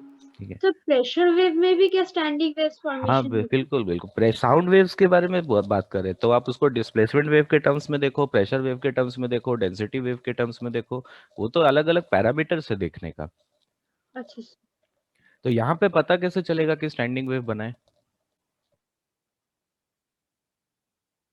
अच्छा हाँ, अचानक जब भी स्टैंडिंग वेव फॉर्म होगा तब सडनली जो साउंड क्रिएट होगा वो साउंड का इंटेंसिटी या लाउडनेस इंक्रीज हो जाएगा। तो लाउडनेस अगर इंक्रीज हो जाता है सडनली तो आपको पता चलता है कि स्टैंडिंग वेव फॉर्म हुआ है। So when standing wave is formed, ऐसा क्यों होता है सर? हाँ देखते हैं, लाउडनेस इंक्रीजेस। ठीक है। अब यहाँ पर देखो क्या हो रहा है, जब स्टैंडिंग वेव फॉर्म हो रहा है तो कुछ पर्टिकुलर फ्रीक्वेंसीज होता है जिस पे स्टैंडिंग वेव फॉर्म होता है। ये हम लोगों ने स्ट्रिंग में भी देखा था, ऐसे कोई आर्बिट्री फ्रीक्वेंसी पे तो फॉर्म होता नहीं है। हाँ सर। ठीक है। तो एक पर्टिकुलर फ्रीक्वेंसी का मतलब क्या हुआ कि जो नेचुरल फ्रीक्वेंसी है ऑसिलेशन का वो एग्जैक्टली मैच कर जाता है सोर्स का फ्रीक्वेंसी से, मतलब कि ड्राइविंग फ्रीक्वेंसी एग्जैक्टली मैच कर जा रहा है नेचुरल फ्रीक्वेंसी ऑफ ऑसिलेशन से। तो ऐसा होता है तो एसएचएम में पढ़े थे, एम्पलीट्यूड सडनली लार्ज हो जाता है हाँ सर, ना। रेजोनेंस में। तो अगर एम्पलीट्यूड सडनली लार्ज हो गया, जैसे मान लो कि आप प्रेशर वेव पढ़ रहे हो अगर, तो प्रेशर वेव से समझ में जल्दी आता है ये, एम्पलीट्यूड अगर लार्ज हो गया प्रेशर वेव का तो इंटेंसिटी बढ़ जाएगा, हाँ सर। है ना। हाँ sir. Intensity proportional to delta p naught square था। तो हाँ जितना सर। ज्यादा अगर एम्पलीट्यूड सडनली बढ़ गया प्रेशर वेव का तो इंटेंसिटी बढ़ गया, और इंटेंसिटी बढ़ गया तो साउंड लेवल बढ़ गया, हाँ सर। है ना। तो आपको हाँ सडनली एक लाउड साउंड सुनाई देगा। तो अगर मान लो पहले धीरे धीरे आवाज आ रहा था फिर सडनली लाउड साउंड हो गया, तो इसका मतलब कि एक स्टैंडिंग वेव का फॉर्मेशन हुआ है। तो स्टैंडिंग वेव्स का formation in the case of longitudinal waves या sound waves is also a phenomenon of resonance. यही तो है सर रेजोनेंस। इन वेव्स में क्यों नहीं हो रहा था? किसमें? उसमें भी हो रहा है, वहां पे भी रेजोनेंस बोल सकते हो आप। उसमें भी तो वही चीज हो रहा है। एम्पलीट्यूड देखो क्या हो जा रहा था, जब आपके सोर्स का जो फ्रीक्वेंसी था, एक सोर्स लगाया था एक एंड पे, ठीक है, उसका फ्रीक्वेंसी अगर नेचुरल फ्रीक्वेंसी ऑफ ऑसिलेशन से मैच कर जाता है तभी वहां पर स्टैंडिंग वेव फॉर्म होता है। लेकिन वहां पर रेजोनेंस का कंडीशन क्या है? उसमें रेजोनेंस इस तरीके से हम बोलते हैं कि प्रैक्टिकली एनर्जी तो लॉस डेफिनेटली होगा, एनर्जी तो कंजर्व रहता नहीं है, कुछ ना कुछ तो लॉस होगा ना मीडियम में। ठीक हाँ है। हाँ सर। सर। तो जिस रेट से एनर्जी का लॉस हो रहा है मीडियम में, उसी रेट से अगर सोर्स एनर्जी सप्लाई करना स्टार्ट कर देता है, तो सोर्स जिस रेट से एनर्जी सप्लाई करना स्टार्ट करता है, मतलब हम सोर्स का फ्रीक्वेंसी का बात कर रहे हैं। हाँ। ठीक है। तो जब एनर्जी डिसिपेशन का रेट और सोर्स जिस रेट से एनर्जी प्रोवाइड कर रहा है वो दोनों सेम हो जाता है, तो आपको स्टैंडिंग वेव्स का फॉर्मेशन मिलता है, मतलब रेजोनेंस है वहां पे भी।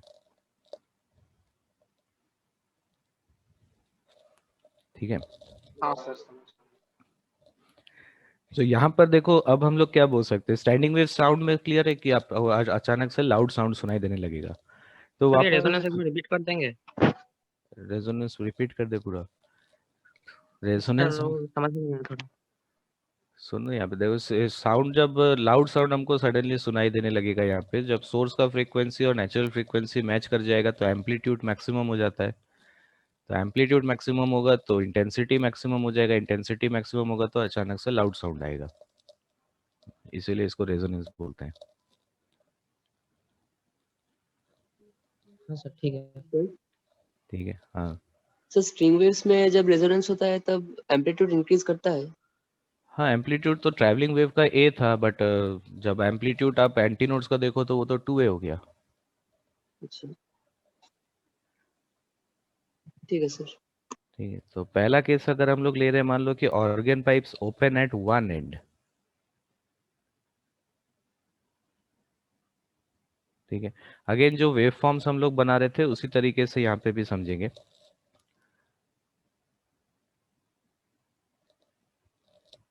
ऐसा ट्यूब है हमारे पास। अब इसका वेव फॉर्म में समझो कि कैसे हम लोग ड्रॉ करते हैं चीज़ों को।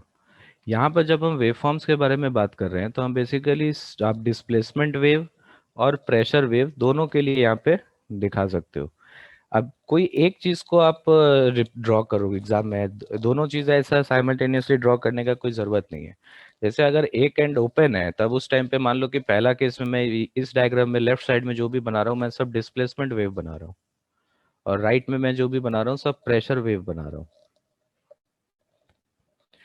तो हम क्या बोल सकते हैं कि जो एंड क्लोज्ड है, क्या यहाँ वाला पार्टिकल बिल्कुल भी ऑसिलेट कर पाएगा? नहीं सर। नहीं करेगा। इसका मतलब डिस्प्लेसमेंट वेव का यहाँ पर नोड बनना चाहिए, हाँ सर। और जो पार्टिकल्स ओपन एंड पर है क्या वो सबसे ज्यादा ऑसिलेट करेगा? सर हाँ सर। तो यहाँ पर डिस्प्लेसमेंट वेव का हाँ एंटी सर। नोड हाँ बनना सर। चाहिए। तो यहाँ पे मैं ट्यूब का लेंथ को चेंज नहीं कर रहा हूँ किसी भी केस में, तो ट्यूब का लेंथ हम चेंज कर नहीं रहे, मैं मीडियम को चेंज कर नहीं रहा हूँ। ठीक है, तो मीडियम नहीं बदलेंगे तो क्या वेव का स्पीड सेम हाँ रहेगा सर। हर केस में? ठीक है। सो यहाँ पर हम चेंज क्या कर रहे हैं, हम सोर्स का फ्रीक्वेंसी को बदल रहे हैं। ध्यान से समझना है, दो केसेस होता है यहाँ पे चीजों को स्टडी करने का। एक होता है सोर्स का फ्रीक्वेंसी बदलो, और पाइप का लेंथ, मीडियम, ये सब चीजें चेंज मत करो। दूसरा केस हो सकता है कि सोर्स को चेंज मत करो लेकिन इस ट्यूब का लेंथ को बदलो। स्ट्रिंग वेव्स में तो सर लेंथ चेंज करने से इफेक्ट नहीं पड़ रहा था। किसमें नहीं, स्ट्रिंग में फर्क नहीं पड़ रहा था ना, स्ट्रिंग में, लेकिन वेवलेंथ में तो फर्क पड़ ही जाएगा डेफिनेटली। स्पीड में फर्क नहीं पड़ेगा, टेंशन में नहीं पड़ेगा, वेवलेंथ तो बदल जाएगा। वेवलेंथ में ठीक है। तो साउंड वेव्स में यहाँ पे दो तरीके का क्वेश्चंस आपको मिलेगा। एक होगा कि जहां पर लेंथ को आप चेंज नहीं कर रहे हो, मीडियम नहीं बदल रहे हो, लेकिन सोर्स बदल रहे हो, अलग अलग फ्रीक्वेंसी का सोर्स लगा रहे हो। दूसरा केस होगा कि एक ही सोर्स है मेरे पास, ठीक है, तो उस केस में मैं क्या कर सकता हूँ, अगर रेजोनेंस का कंडीशंस या स्लाइडिंग वेव्स का फॉर्मेशन स्टडी करना है तो मैं ट्यूब का अलग अलग लेंथ चूज कर सकता हूँ। ठीक है, तो यहाँ पर हम ट्यूब का लेंथ को चेंज नहीं कर रहे। तो सबसे सिंपलेस्ट वेव फॉर्म आप स्टैंडिंग वेव में क्या बना सकते हो, एक तरफ नोड है एक तरफ एंटी नोड है, तो क्या हाफ वेव होगा? हाँ सर। हाँ सर। है ना, हाफ लूप होगा, सॉरी, ऐसे। ठीक है, इसका हाँ next sir. Higher wave form में अगर जाएंगे तो इसे बनेगा एक लूप और हाफ। हाँ सर। ठीक, इसके नेक्स्ट में जाएंगे तो दो लूप और एक हाफ। यही होगा क्या? ठीक है, तो जो यहाँ पर एंटी नोड बन रहा है, हम लोग देख रहे थे कि रिफ्लेक्शन एग्जैक्टली हमारे पास इस ओपन एंड से नहीं होता है ना, थोड़ा सा आगे से होता है। तो इसका मतलब जो एंटी नोड फॉर्म हुआ, क्या वो एंटी नोड थोड़ा सा आगे से फॉर्म होगा? मतलब ये हाँ सर। डिस्टेंस ई होगा। हमेशा ई जो एंड करेक्शन है वो सिर्फ ओपन एंड पे आता है, क्लोज एंड पे मत बना देना उसको। ठीक है, तो ये हो गया हमारे पास डिस्प्लेसमेंट वेव के करस्पॉन्डिंगली स्टैंडिंग वेव। अब प्रेशर वेव में सोचते हैं। प्रेशर वेव में हमको दिख रहा था कि फेज चेंज रहता है एक पाई का, है ना, कंप्रेशन पल्स एक रेयर फ्रैक्शन पल्स की तरह रिफ्लेक्ट होता है यहाँ पर ओपन एंड से। ठीक है, और अगर आप डिस्प्लेसमेंट वेव और प्रेशर वेव के बारे में सोचो तो डिस्प्लेसमेंट वेव और प्रेशर वेव के बीच में क्या एक पाई/2 का फेज डिफरेंस है? हाँ सर। ठीक, तो इसका मतलब जहां पर डिस्प्लेसमेंट का नोड बनेगा वहां पे प्रेशर का एंटी नोड बनेगा। हाँ। ठीक, और यहाँ ओपन एंड पे प्रेशर वेव का नोड बनेगा। ठीक है, डिस्प्लेसमेंट वेव में हमेशा क्लोज्ड एंड में एक नोड बनता है फॉर डिस्प्लेसमेंट वेव में। अगर क्लोज्ड एंड देखोगे आप तो क्लोज्ड एंड पे हमेशा एक नोड बनेगा, और ओपन एंड पर हमेशा एक एंटी नोड बनेगा। अगर आप प्रेशर वेव के करस्पॉन्डिंगली डायग्राम्स बनाओगे तो क्लोज्ड एंड पर एंटी नोड बनता है और ओपन एंड पर नोड बनता है। ठीक है। सो यहाँ पर अगर हम लोग वेव फॉर्म बनाएंगे, सबसे सिंपलेस्ट वेव फॉर्म तो इस तरीके से बनेगा, हाफ लूप, ठीक, और ओपन एंड पर एक एंड करेक्शन एज्यूम कर सकते हो ई। तो देखो डिस्प्लेसमेंट वेव बना रहा हूँ या प्रेशर वेव बना रहा हूँ, दोनों केस में जो लेंथ है वो λ/4 है। λ/4 का ही तो वेवलेंथ बना, जो लेंथ यहाँ पे लूप आपको वेव फॉर्म दिख रहा है, हाँ सर। तो सर? उससे फर्क, हाँ तो ये प्रेशर वेव में क्लोज एंड पे एंटी नोड, ये एक बार और बता दीजिए ना, मेरा कट गया। क्लोज्ड एंड पे एंटी नोड होगा, यहाँ का पार्टिकल्स ऑसिलेट नहीं कर पा रहा है तो यहाँ पे प्रेशर ज्यादा होगा, जहाँ पे ऑसिलेट कर पा रहा है वहाँ पे प्रेशर कम होगा। या फिर ऐसे देखो, ओपन एंड है तो यहाँ पे फ्लूइड्स में पढ़े थे ना, ओपन एंड जहाँ पे ओपन होता है पाइप वहाँ पे प्रेशर पी नॉट होता है। हाँ सर। तो ये जो यहाँ पर प्रेशर वेरिएशन आपको जीरो दिख रहा है, वेरिएशन जीरो है मतलब प्रेशर पी नॉट है। हाँ सर, ठीक है। ठीक है, नेक्स्ट हायर वेव फॉर्म बनाएंगे तो इस तरीके से बनेगा। हाँ सर।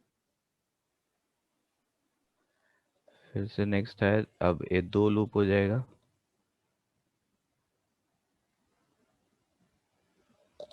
समझ में आई ये चीज। तो इसके लिए भी एक कल मेथड आपको बताया था मैंने कि एक बार कंटिन्यूअस ऐसे लूप्स बना लो फिर उसको कट कर लो। हाँ सर। हाँ ठीक है, तो ध्यान रखना कि कोई भी एक वेव फॉर्म बनाओ, प्रेशर के लिए बनाओ या फिर डिस्प्लेसमेंट के लिए बनाओ, लेकिन क्वेश्चन कई बार ऐसा भी पूछता है कि जैसे मान लो आपको एक डायग्राम बना के दे दिया, ये वाला डायग्राम आपको बोल दिया कि एक ऑर्गन पाइप है, ओपन एट वन एंड, उसके अंदर इस तरीके का स्टैंडिंग वेव फॉर्म हुआ, तो आपको समझ में आना चाहिए कि ऑब्वियसली ये डिस्प्लेसमेंट वेव नहीं है ना, डिस्प्लेसमेंट एंड होगा तो डिस्प्लेसमेंट वेव होगा तो फिर क्लोज्ड एंड पे हमेशा एक नोड बनना चाहिए था, तो ये प्रेशर वेव बना के दिया है। ठीक है, सो हम लोग इस केस में क्या यहाँ पे क्या लिख सकते हैं इक्वेशन को, वो ध्यान से देखो। क्या मैं बोल सकता हूँ λ/4 का वैल्यू L प्लस ई है? हाँ सर। यहाँ पर एग्जाम में एक गलती होता है, बहुत सारे स्टूडेंट λ/4 प्लस ई का वैल्यू L लिख देते हैं। समझ में आ रहा है, बहुत छोटा सा चीज है लेकिन गलत है ये। ठीक है, L प्लस ई का वैल्यू λ/4 है ना। हाँ ठीक, अगर आप एंड करेक्शन नेग्लेक्ट कर दो, कई बार क्वेश्चन में देखना लिखा रहेगा नेग्लेक्ट एंड करेक्शन, तो अगर एंड करेक्शन हम नेग्लेक्ट कर दे तो λ/4 का वैल्यू L हो जाएगा। हाँ सर। ठीक, तो यहाँ से हमारे पास जो फ्रीक्वेंसी आएगा, क्या उस फ्रीक्वेंसी को हम v/λ बोल सकते हैं, मतलब ये हो गया v divided by 4 times of L plus e. हाँ ठीक, सर। एंड करेक्शन नेग्लेक्ट कर दोगे तो v/4L हो जाएगा फ्रीक्वेंसी, ई का वैल्यू 0 कर देंगे तो v/4L। ठीक है, तो इसको रीड कैसे करते हैं याद है, this is the fundamental frequency.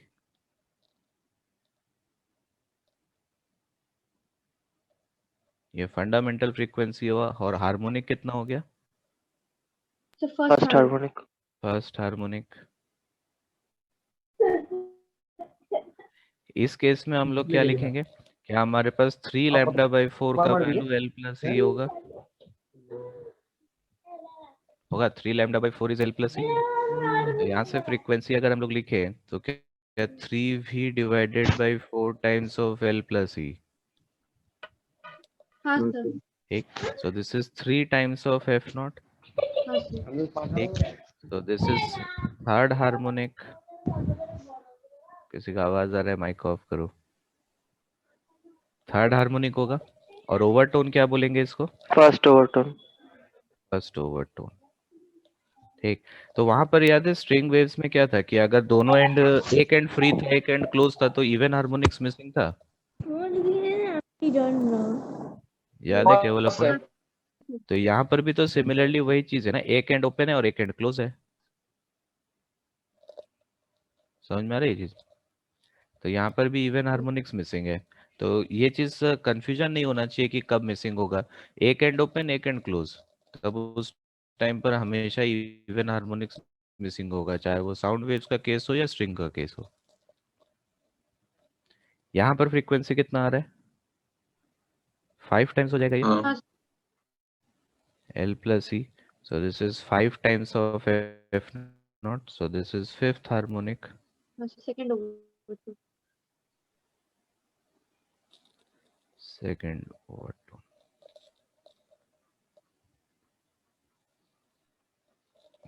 ठीक है,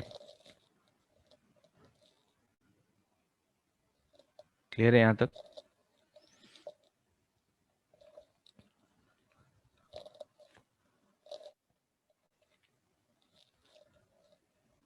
नेक्स्ट चले, हो गया ये?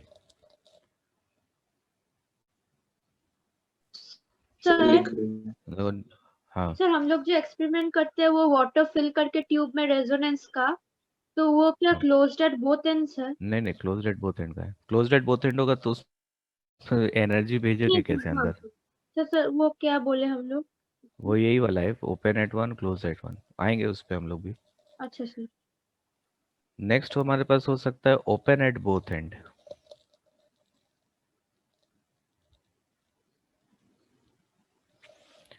ठीक है,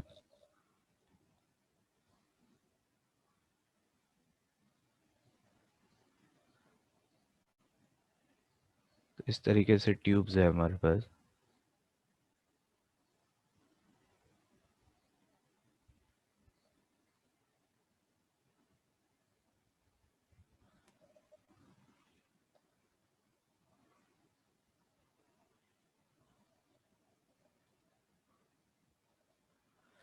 सो यहाँ पे सबसे मिनिमम नंबर ऑफ लूप्स हम क्या बना सकते हैं फंडामेंटल फ्रीक्वेंसी के लिए? अगर हम यहाँ पर बना रहे हैं मान लो डिस्प्लेसमेंट वेव, यहाँ पर बना रहे हैं प्रेशर वेव, तो डिस्प्लेसमेंट वेव में अब दोनों एंड ओपन है, मतलब दोनों तरफ एंटी नोड बनेगा। हाँ सर। ठीक है, और प्रेशर वेव में दोनों तरफ नोड बनेगा, लेकिन दोनों एंड ओपन है, इसका मतलब दोनों तरफ एंड करेक्शन का टर्म आएगा। हाँ सर। ठीक, तो अगर एंटी नोड बनेंगे तो इस तरीके से होगा, दोनों तरफ एंटी नोड,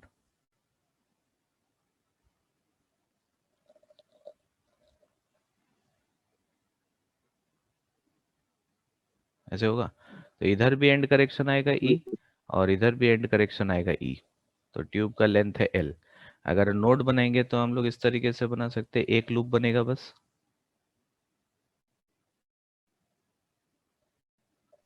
हाँ सर। ठीक, इसका नेक्स्ट हायर वेव फॉर्म क्या हो जाएगा? दोनों तरफ एंटी नोड है, बीच में एक लूप आएगा,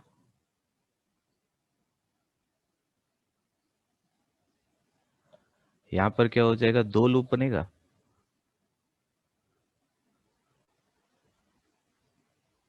इसके बाद तीन लूप,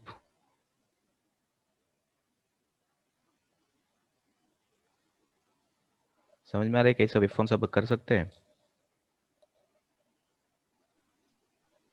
हाँ,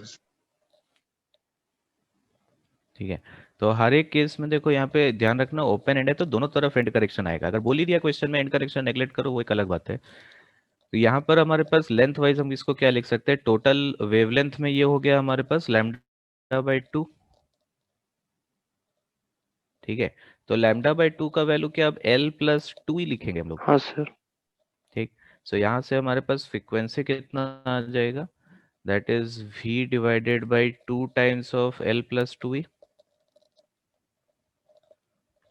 ठीक, नेक्स्ट केस में क्या लिखेंगे? फ्रीक्वेंसी कितना आएगा यहाँ पे?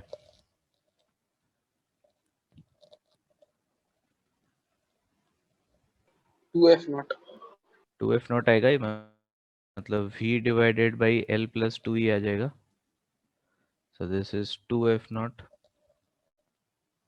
नेक्स्ट यहाँ पर फ्रीक्वेंसी हमारे पास 3v by l plus 2e, 3v by 2 times of l plus 2e, so 3 times of f0 आ गया ये। हाँ ठीक है, सर। किसी भी केस में हम लोग लेंथ चेंज नहीं कर रहे ट्यूब का। सो अगेन इसी तरह से रीड करेंगे, this is the fundamental mode, fundamental frequency हो गया या फिर फर्स्ट हार्मोनिक। तो दोनों एंड ओपन है, तो कभी भी दोनों एंड ओपन हो, या से यहाँ पे साउंड वेव्स में स्ट्रिंग में दोनों एंड क्लोज हो, फिक्स्ड हो, तब कभी भी कोई हार्मोनिक मिसिंग नहीं होता है। Second harmonic, first overtone,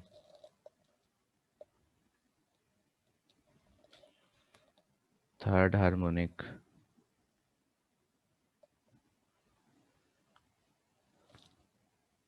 second overtone. ठीक है। तो जिस इंस्ट्रूमेंट्स में कोई भी मिसिंग हार्मोनिक नहीं होता उसका साउंड ज़्यादा प्लेजेंट होता है। अगर हार्मोनिक्स मिस होने लग जाएगा तो वो इंस्ट्रूमेंट का साउंड उतना प्लेजेंट नहीं होगा। सर ठीक है। सर हाँ दोनों एंड क्लोज वाला केस प्रैक्टिकली पॉसिबल नहीं है, लेकिन सर हम ऐसा कर सकते हैं कि साउंड को पहले एक एंड से अंदर भेजे, उसके बाद फिर दोनों एंड को क्लोज कर दे साउंड को साउंड अंदर का स्पीड जानते हो कितना होता है?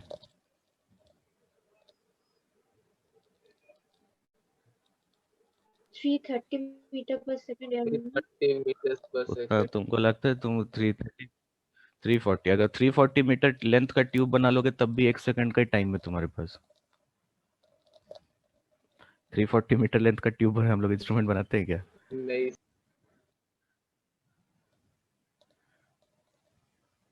So instruments in which no harmonic is missing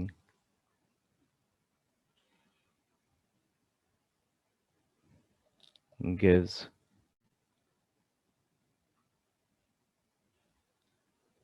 pleasant sound। ठीक है। तो हार्मोनिक्स या कभी दोनों एंड ओपन है तब उसके इसमें कोई भी हार्मोनिक मिसिंग नहीं होगा इसमें।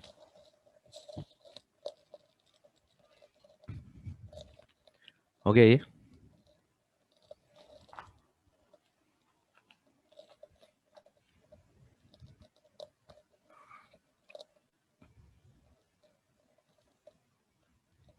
एक मिनट।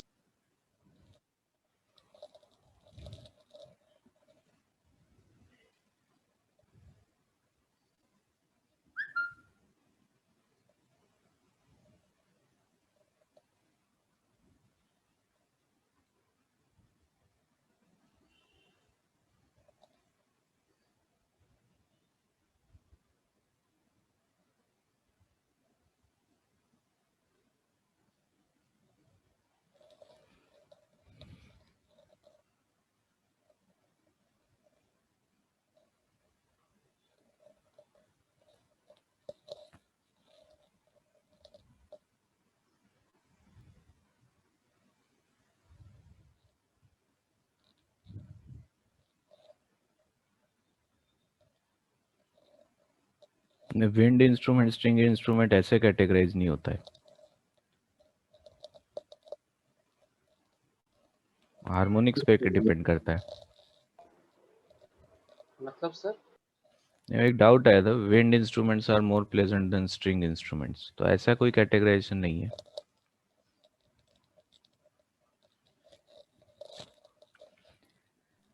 सर हाँ। सर यहाँ पे हम जो वेव कर रहे हैं सर ये सब साउंड वेव्स है क्या? ये कौन सा वेव लग रहा है तुमको? ये तो स्टैंडिंग वेव है सर, किसका स्टैंडिंग वेव है?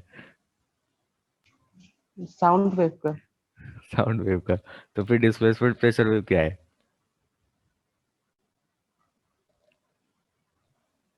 सर क्या बोले आपने?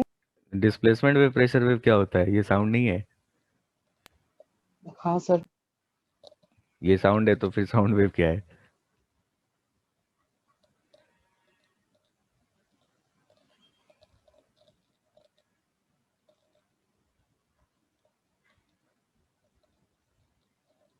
साउंड वेव का ही तो स्टैंडिंग वेव है। चैप्टर में पढ़ क्या रहे हो? साउंड वेव ही तो पढ़ रहे हो जब से।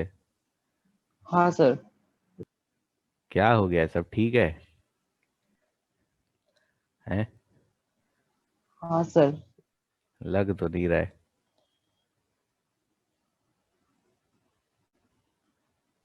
सर मैं क्वेश्चन पूछ रहा था सर।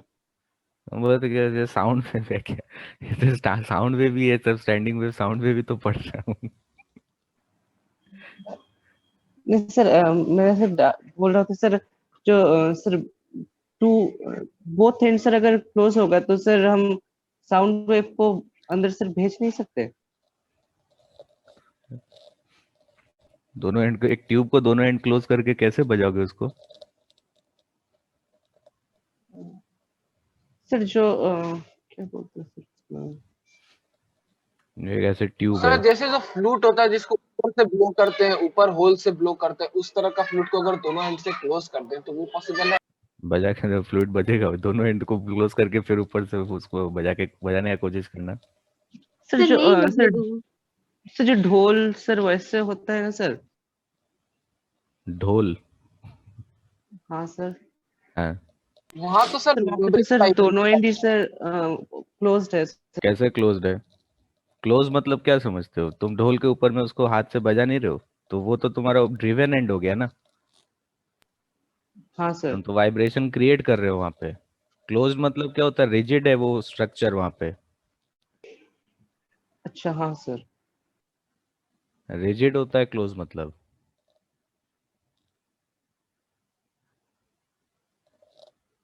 सर ये जो है कि मतलब और मतलब जब हार्मोनिक सारा प्रेजेंट रहता है तो साउंड प्लेजेंट आता है, ये दोनों के केस में वैलिड है, हाँ, स्ट्रिंग दोनों और केस में हाँ।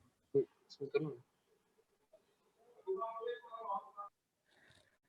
नेक्स्ट देखो, अभी हम लोग बात करेंगे कि साउंड का स्पीड हम लोग कैसे कैलकुलेट कर सकते हैं। तो साउंड का स्पीड कैलकुलेट करने का बहुत सारा मेथड है। पहला हम लोग देखते हैं रेजोनेंस कॉलम मेथड। बहुत इंपॉर्टेंट है एग्जाम पॉइंट ऑफ व्यू से।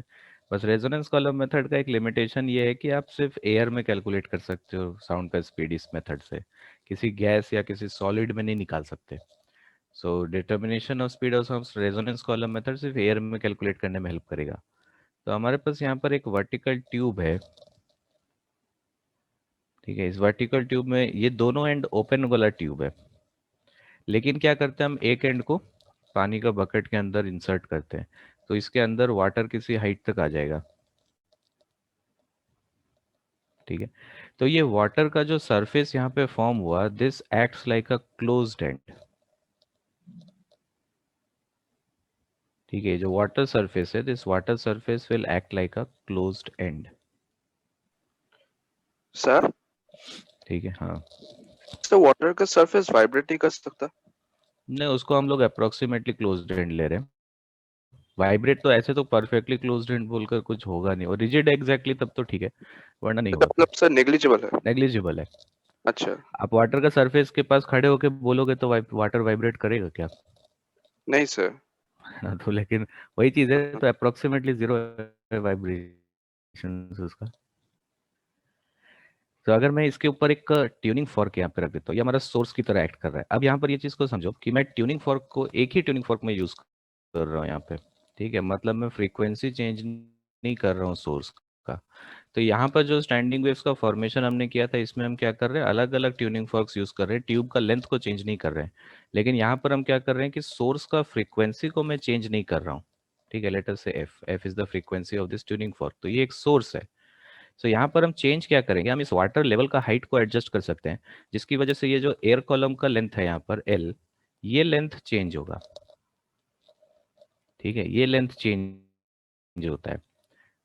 समझ में आ रही है बात? हाँ सर। सो अगर यहाँ पर ये एयर को हम लोग देखें, ये मीडियम क्या हो गया, मीडियम हो गया एयर। तो अगर आप speed of sound equal to f lambda देखो, तो ये सोर्स का फ्रीक्वेंसी होता है यहाँ पे, हाँ सर। ठीक है। तो मीडियम अगर चेंज नहीं कर रहे हम लोग, तो स्पीड ऑफ साउंड और फ्रीक्वेंसी ये दोनों सेम है, सॉरी मतलब कांस्टेंट है, हाँ ठीक। तो अगर ये कांस्टेंट है तो लैम्डा भी कांस्टेंट हो जाएगा, लैम्डा भी चेंज नहीं होगा फिर। बट सर लेंथ तो चेंज। हाँ, लेंथ चेंज करने से लैम्डा चेंज नहीं हो गया, टोटल नंबर ऑफ लूप्स बदल जाएगा, हाँ सर। ठीक है। टोटल नंबर ऑफ लूप्स बदल जाएगा। सो यहाँ पर लैम्डा का वैल्यू भी चेंज नहीं होगा। तो हम यहाँ पे स्पीड ऑफ साउंड डिटर्मिनेशन के लिए करना क्या चाहते हैं, हम लोग ये लेंथ का वैल्यू मेजर करेंगे for two successive resonance conditions. So we will major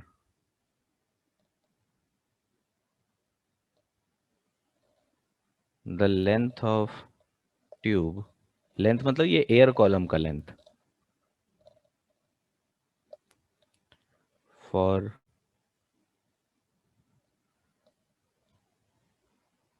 to successive resonance, ठीक है। सक्सेसिव रेजोनेंस ये इंपॉर्टेंट है यहाँ पे। तो जैसे मान लो कि अगर हम लोग पहला रेजोनेंस का कंडीशन बनाए, तो लोअर एंड यहाँ पर जो है वो तो फिक्स्ड हो गया है ना, उसको मतलब एक तरह से क्लोज्ड एंड हो गया वो, ठीक। और ऊपर जो एंड है वो एक ओपन एंड है। तो अब यहाँ पे मैं ये नहीं बोल रहा कि आप फंडामेंटल मोड में ही इसको ऑसिलेट करो, आपका मर्जी, आप कोई भी मोड लो, मतलब कि आप इस ट्यूब का लेंथ को एडजस्ट करो, पानी का लेवल को एडजस्ट करो और देखो कि सडनली आपको एक लाउड साउंड सुनाई दे रहा है, तो वो एक का हमारे पास रेजोनेंस का कंडीशन आ गया। तो अगर ये क्लोज्ड एंड है तो मतलब डिस्प्लेसमेंट वेव का यहाँ पर नोड बनेगा, हाँ सर। है ना, और ऊपर एंटी नोड बनेगा। तो कितना नंबर ऑफ लूप्स बनेगा यहाँ पर वो अभी मेरे को मालूम नहीं है, तो मैं जस्ट एक एग्जांपल यहाँ पर इस तरीके से ले लेता हूँ। लेट अस से मान लेते हैं end correction is e and there are m number of loops. ठीक है, मान लेते हैं m नंबर ऑफ लूप्स यहाँ पे फॉर्म हुआ, तो क्या मैं इक्वेशन यहाँ पे लिख सकता हूँ m into lambda by 2 plus lambda by 4, this must be equal to, मान लेते हैं ये लेंथ है L1, तो L1 प्लस ई के इक्वल हो गया ये। हाँ सर। हाँ सर। ठीक, सो ये बना हमारे पास फर्स्ट रेजोनेंस का कंडीशन।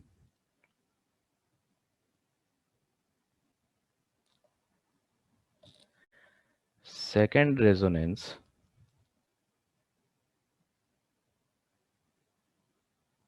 सेकेंड रेजोनेंस मतलब कि इसका जस्ट कंसेक्यूटिव पे हम लोग जाएंगे, तो नेक्स्ट कंसेक्यूटिव वेवफॉर्म पे अगर हम लोग जाएंगे तो क्या m+1 नंबर ऑफ लूप्स बनेगा। हाँ सर। नेक्स्ट हायर वेवफॉर्म का इसका मतलब क्या हुआ, नेक्स्ट कंसेक्यूटिव का मतलब नेक्स्ट हायर वेवफॉर्म। ठीक है, सो यहाँ पर हम लोग इस तरीके से, आप अगर डायग्राम बनाओ इस तरीके से हो जाएगा, एक लूप थोड़ा इंक्रीज करके दिखा सकते हैं, ये हो गया ई, अब ये लेंथ हो गया L2, लेकिन चेंज क्या नहीं हुआ, लैम्डा का वैल्यू चेंज नहीं हुआ, लेकिन अब नंबर ऑफ लूप्स हो गया हमारे पास m+1। ठीक, सो अब इक्वेशन हम यहाँ पे क्या लिख सकते हैं, m+1 times of lambda by 2, lambda तो सेम रहेगा, plus lambda by 4, this term is equal to L2 plus e. Tube तो वही है ना, तो ई का वैल्यू भी चेंज नहीं होगा, वो तो 0.6 आ रहा है, तो रेडियस तो चेंज हो नहीं रहा है। हाँ सर। ठीक है, सो इन दोनों इक्वेशंस को अगर हम लोग सब्ट्रैक्ट कर दें, ठीक है, इन दोनों इक्वेशंस को सब्ट्रैक्ट कर दो तो देखो m इंटू लैम्डा बाई 2 तो कैंसिल आउट हो गया, हमारे पास बच गया lambda by 2, lambda by 2 is equal to L2 minus L1। हाँ sir. So lambda is 2 times of L2 minus L1।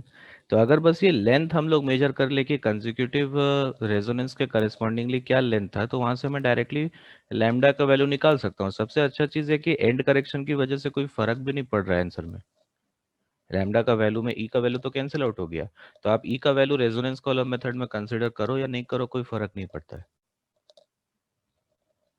ठीक है, हाँ सर।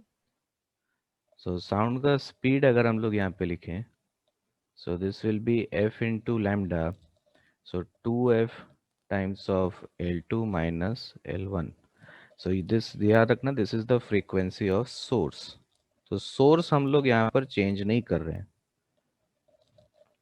तो यहाँ से डायरेक्टली स्पीड ऑफ साउंड निकाला जा सकता है। बस लिमिटेशन ये है यहाँ पर कि आप सिर्फ एयर में मेजर कर सकते हो, एक एंड ओपन है तो इसके अंदर तो आप कोई गैस को ट्रैप कर नहीं पाओगे।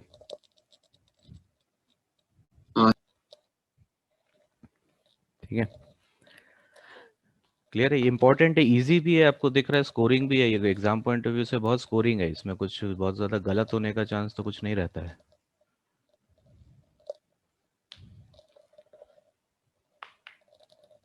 हो गया ये?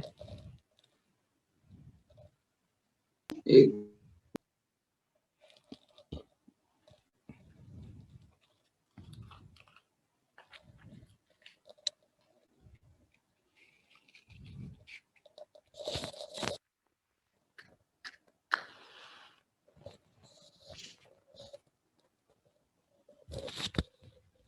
साउंड वेव वाला बच्चा अब डाउट नहीं पूछेगा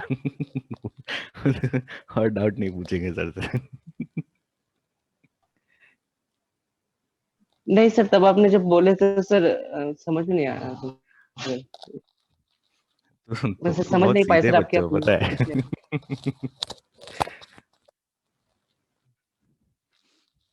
ये अच्छा चीज है, तुम लोग बहुत सीधे हो ऐसे स्टूडेंट जल्दी मिलते नहीं है, बढ़िया है।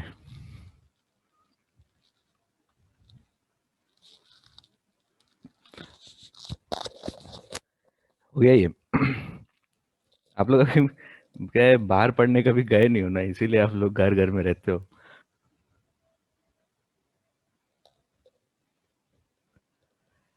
हो गया रेजोनेंस कॉलम मेथड। सर ऐसे कोई भी लिक्विड यूज कर सकते हैं ना? हाँ, कोई भी लिक्विड यूज कर सकते हो। पानी इजीली अवेलेबल है तो उसी को हम लोग एक्सपेरिमेंटली में यूज कर लेते हैं। आप लिक्विड यूज करने के लिए अलग खर्चा करोगे, हाँ तो सर। इसीलिए वाटर यूज कर लेते हैं।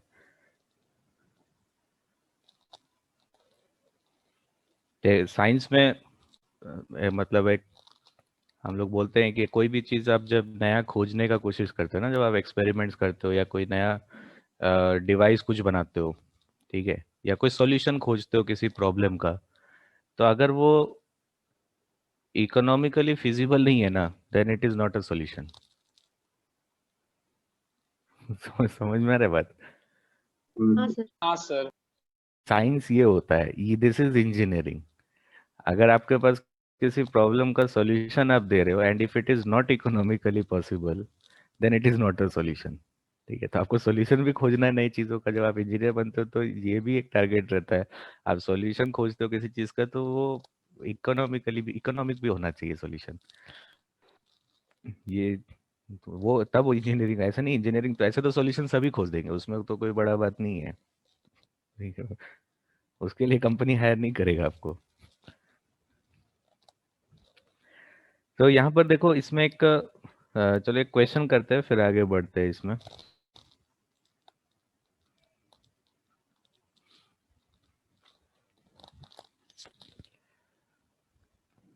और यही सब चीजें ना आपको आईआईटी में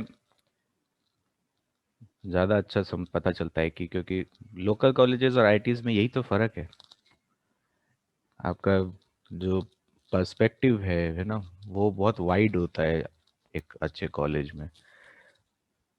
अगर लोकल कॉलेजेस में क्या होता है, वहीं के लोग हैं, है ना। आप कोई यहाँ वेस्ट बंगाल में कोई लोकल कॉलेजेस में चले जाओगे तो 90% लोग तो बंगाल के ही होंगे ना, है ना। तो आपका जो थिंकिंग प्रोसेस है वो तो डेवलप नहीं होगा, आप तो बचपन से यहीं रह रहे हो, है ना। तो यहाँ का जो माइंडसेट है वो तो ऑलरेडी है आपके अंदर, हाँ तो वो सर। ब्रॉडन कैसे होगा?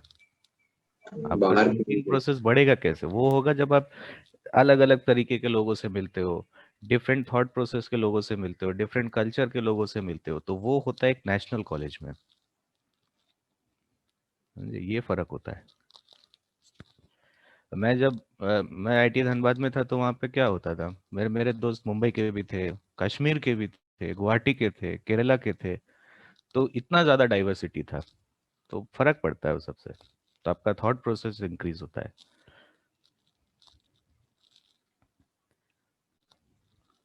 मेहनत करो उसके लिए, 2 साल सर झुका के पढ़ लोगे तो फिर जिंदगी भर सर उठा के चलोगे, वही चीज़ है। अभी सर उठा के इधर उधर करोगे तो पूरा जिंदगी सर झुका के चलोगे। देखो इसमें आपको क्या बोल रहा है कि third harmonic standing wave is set up in a 3 meter organ pipe that is open at the non driven end. पहले तो ये क्वेश्चन पढ़ के मेरे को बताओ ऑर्गन पाइप कैसा है। Sir one both and open. Both and open. सबसे पहला चैलेंज तो इस क्वेश्चन में यही समझना है कि ऑर्गन पाइप कैसा है। देखो आपको बोल दिया है नॉन ड्रिवन एंड पे ओपन है, ये बोल दिया है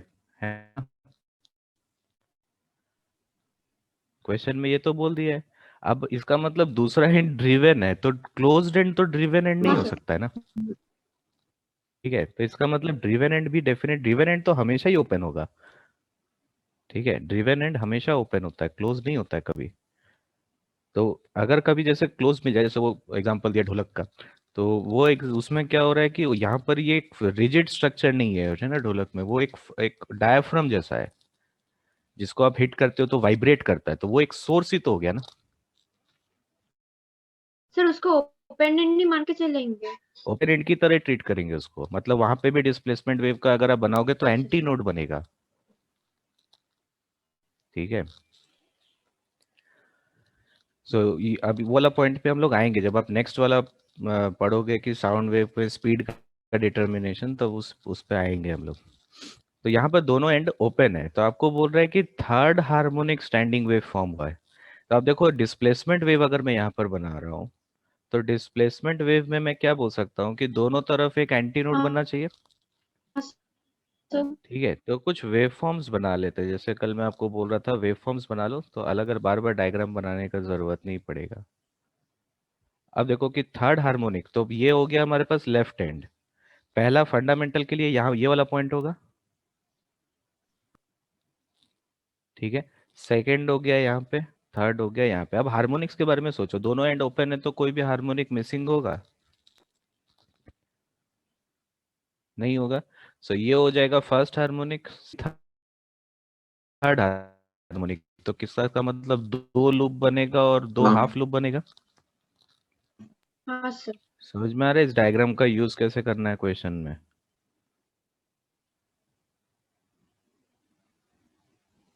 इस तरीके से हो जाएगा। तो ये लेंथ है हमारे पास एल। क्वेश्चन में हमको यहाँ पे एंड करेक्शन के बारे में कुछ नहीं बोल रहा है, तो उसको मैं कंसिडर नहीं कर रहा यहाँ पे।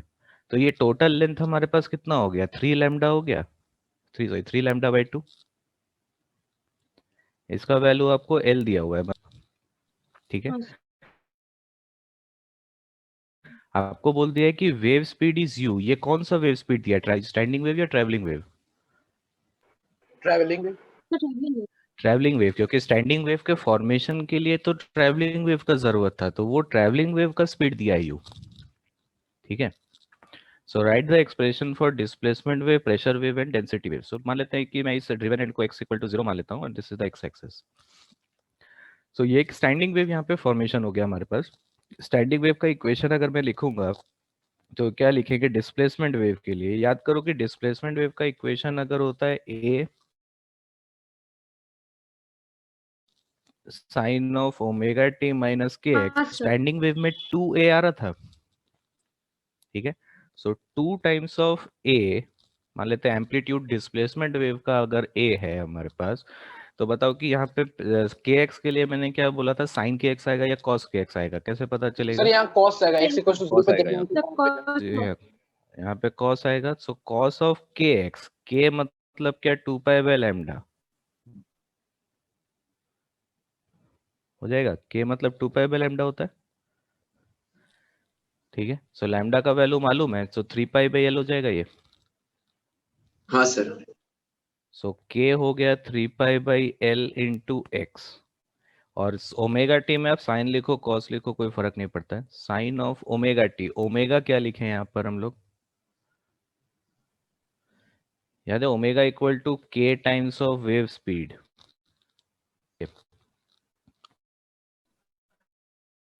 तो वेव स्पीड u दिया हुआ है, k का वैल्यू ऑलरेडी मालूम है हमको। सो 3 पाई u बाई एल, ये हो गया ओमेगा इंटू टी।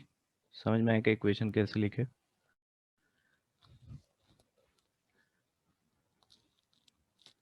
ठीक है। तो जैसे आपको देखो ये भी पूछ रहा है find the frequency of standing wave, तो जब फ्रीक्वेंसी बोलता है तो ओमेगा नहीं है, फ्रीक्वेंसी मतलब लीनियर फ्रीक्वेंसी, ओमेगा बाई 2 पाई। अगर एंगुलर फ्रीक्वेंसी ओमेगा पूछेगा तो वो एंगुलर फ्रीक्वेंसी लिख देगा क्वेश्चन में। सो के यू बाई 2 पाई ये हो जाएगा फ्रीक्वेंसी। अगर प्रेशर वेव के करस्पॉन्डिंगली मैं स्टैंडिंग वेव लिखूं यहाँ पर, तो प्रेशर वेव में क्या होगा? अगेन प्रेशर वेव का, ट्रैवलिंग वेव का अगर इक्वेशन में हमारे पास डेल्टा पी नॉट आता है, तो यहाँ पर 2 times of delta p not आएगा, हाँ सर ठीक। और डेल्टा पी नॉट का वैल्यू क्या है? देखो क्वेश्चन में आपको बोल दिया pressure is 0.5% of atmospheric pressure, मतलब क्या 0.5% ऑफ एटमॉस्फेरिक प्रेशर, यही आपको एम्पलीट्यूड दिया है प्रेशर वेव का, हाँ ठीक है। So this is 0.5 by 100 times of P not, यही होगा।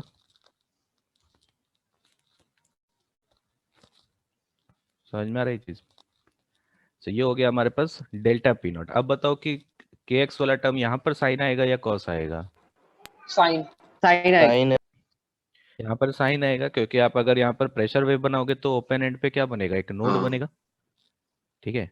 तो साइन ऑफ के x, so 3 pi by L into x into sine of 3 pi you by L into T, यही होगा। ठीक है। डेंसिटी वेव अगर लिखना है तो कैसे लिखेंगे? याद करो, डेंसिटी वेव डेल्टा रो, क्या ये minus of bulk modulus into del eta by del x था? हाँ सर। ये इक्वेशन याद है? हाँ ये आया था ना? ये एक्सप्रेशन आया था, कुछ और आया था? माइनस ऑफ रो नॉट था आई थिंक। हाँ, बल्क मॉड्यूलस नहीं, रो नॉट। ठीक। सो यहाँ से अगर मेरे को स्टैंडिंग वेव का इक्वेशन लिखना हो तो देखो, डेंसिटी वेव लिखना है, डिस्प्लेसमेंट वेव तो ऑलरेडी मालूम है ना? तो इसका मतलब डेल्टा रो कितना हो जाएगा? ये हो गया माइनस रो नॉट इंटू, इसको डिफरेंशिएट करना एक्स के रेस्पेक्ट में कीपिंग टाइम कांस्टेंट। तो एक्स के रेस्पेक्ट में करोगे तो कॉस का टर्म है, एक माइनस साइन बनेगा, तो माइनस ऑलरेडी है यहाँ पे, तो 2a रो नॉट इंटू 3 पाई/l आ जाएगा बाहर, है ना? तो हाँ ये सर। बन जाएगा हमारे पास दिस टर्म, और फिर हमारे पास आ गया साइन ऑफ 3 पाई/l into x into sine of 3 पाई/u/l इंटू टी।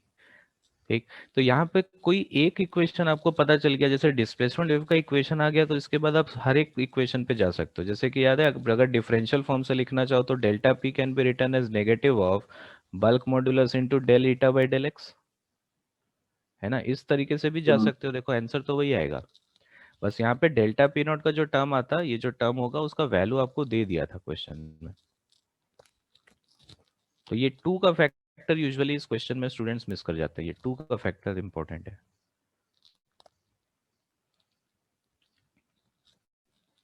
समझ में आई है?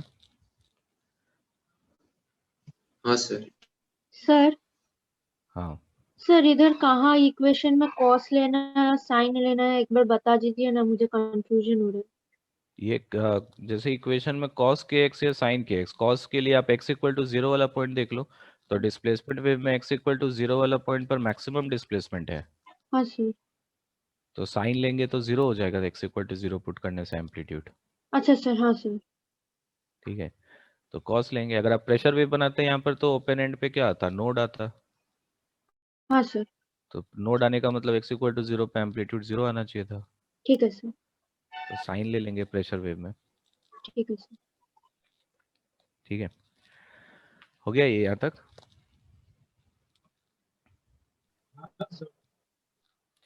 नेक्स्ट इसके बाद देखते हैं स्पीड ऑफ साउंड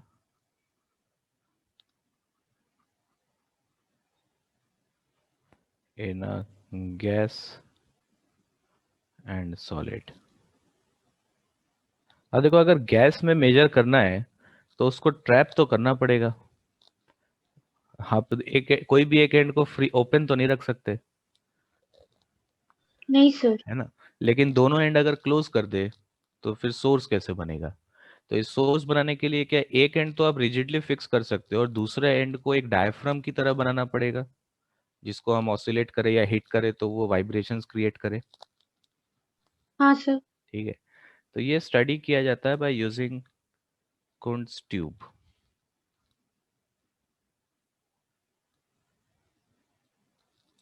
सो देखो इसमें क्या होता है, आपके पास इस तरीके से एक सिलेंडर है, ठीक है, ग्लास का यूजुअली बना हुआ है ताकि हम अंदर देख सके क्या हो रहा है। तो एक ग्लास का ट्यूब है हमारे पास, जिसका दोनों एंड ओपन है। ठीक है, दोनों एंड ओपन है इसमें। यहाँ पर हम लोगों ने एक पिस्टन लगाया और इस पिस्टन को मैंने फिक्स कर दिया, तो एक एंड क्लोज हो गया क्या? हाँ सर। ठीक है, ये वाला एंड क्लोज हो गया, इसको आप रिजिडली फिक्स कर दो ऐसे, इसको ऑसिलेट नहीं करने देना है। और उसके बाद यहाँ पर एक पिस्टन लगाया आपने, जिसके पास जिसका ये जो स्टेम है एक बहुत लॉन्ग रॉड है ये। ठीक है, और इस रॉड को मैंने एग्जैक्टली मिड पॉइंट पे क्लैंप कर दिया।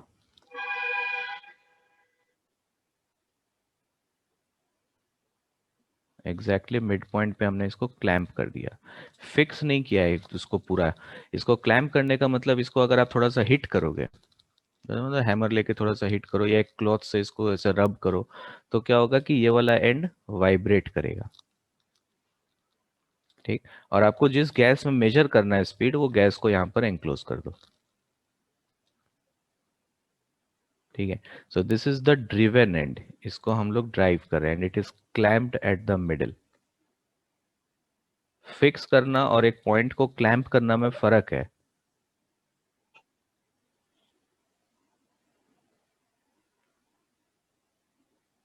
सर मिडिल पे ही क्यों कर रहे हैं? हाँ, दे आएंगे उस पे। अब इसके बाद हम यहाँ पे क्या करते हैं कि इस आपको पता कैसे चलेगा कि स्टैंडिंग वेव फॉर्म हुआ कि नहीं हुआ, तो उसके लिए हम लोग यहाँ पे एक और काम कर सकते हैं कि इसका पिस्टन के, सॉरी, सिलेंडर के अंदर आप कुछ पाउडर रख दो। ठीक है, कुछ पाउडर रख दो यहाँ पे। तो पाउडर क्यों रख रहे हैं? क्योंकि वो बहुत ही लाइट होता है ना, उसको थोड़ा सा भी आप अगर एनर्जी दोगे या उसको थोड़ा सा ब्लो करो तो तुरंत उड़ जाता है ना, बहुत ज्यादा एफर्ट लगाने का जरूरत नहीं है उसमें। ठीक है, तो this is a powder of very low density.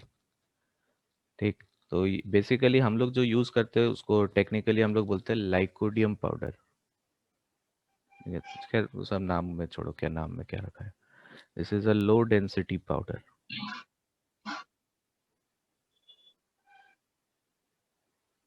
ठीक, तो एक पाउडर यहाँ पर स्प्रेड कर दिया हमने।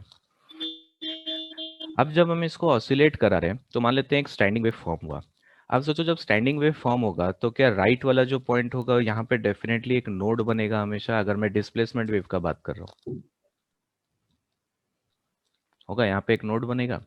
हाँ सर। और लेफ्ट वाला जो एंड होगा यहाँ पर, क्या इसमें एक एंटी नोड बनेगा? हाँ सर। ठीक है, क्योंकि यहाँ ये ऑसिलेट कर रहा है तो इसके अंदर जो गैस पार्टिकल्स होगा इसके पास में, वो भी सबसे ज्यादा ऑसिलेट करेगा। तो इस तरीके से एक स्टैंडिंग वेव का फॉर्मेशन हुआ।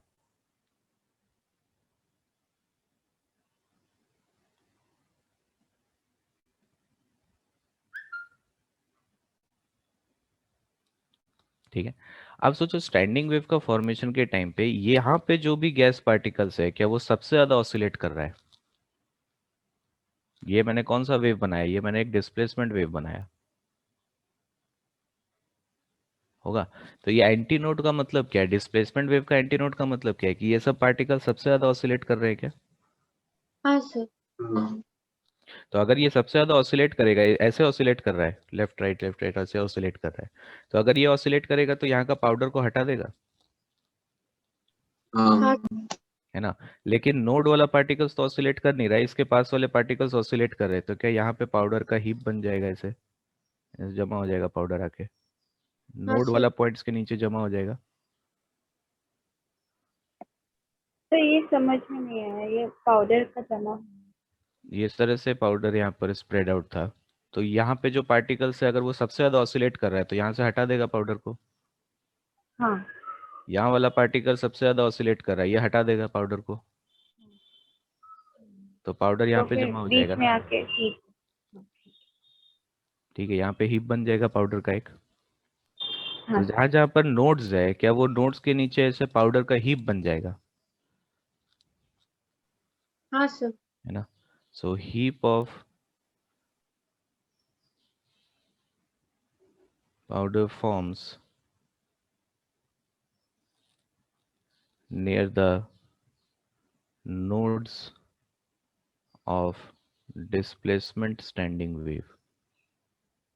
डिस्प्लेसमेंट वेव के करस्पॉन्डिंगली समझेंगे तो समझ में आएगा ये। अब यहाँ पर दो नोड्स के नीचे पाउडर जमा हो गया, तो क्या ये वाला लेंथ जो होगा वो λ/2 होगा? अब तो आपको दिखाई दे रहा है पाउडर कहाँ पे जमा हुआ, स्केल लेके मेजर कर लो, हाँ सर। यही होगा ना। ठीक है, तो ये जो डिस्टेंस मैंने यहाँ पर मेजर किया, let us call this distance as d, तो d का वैल्यू हमारे पास λ/2 हो गया। तो ये हम कहाँ पे लिख रहे हैं? गैस के अंदर, यही हुआ।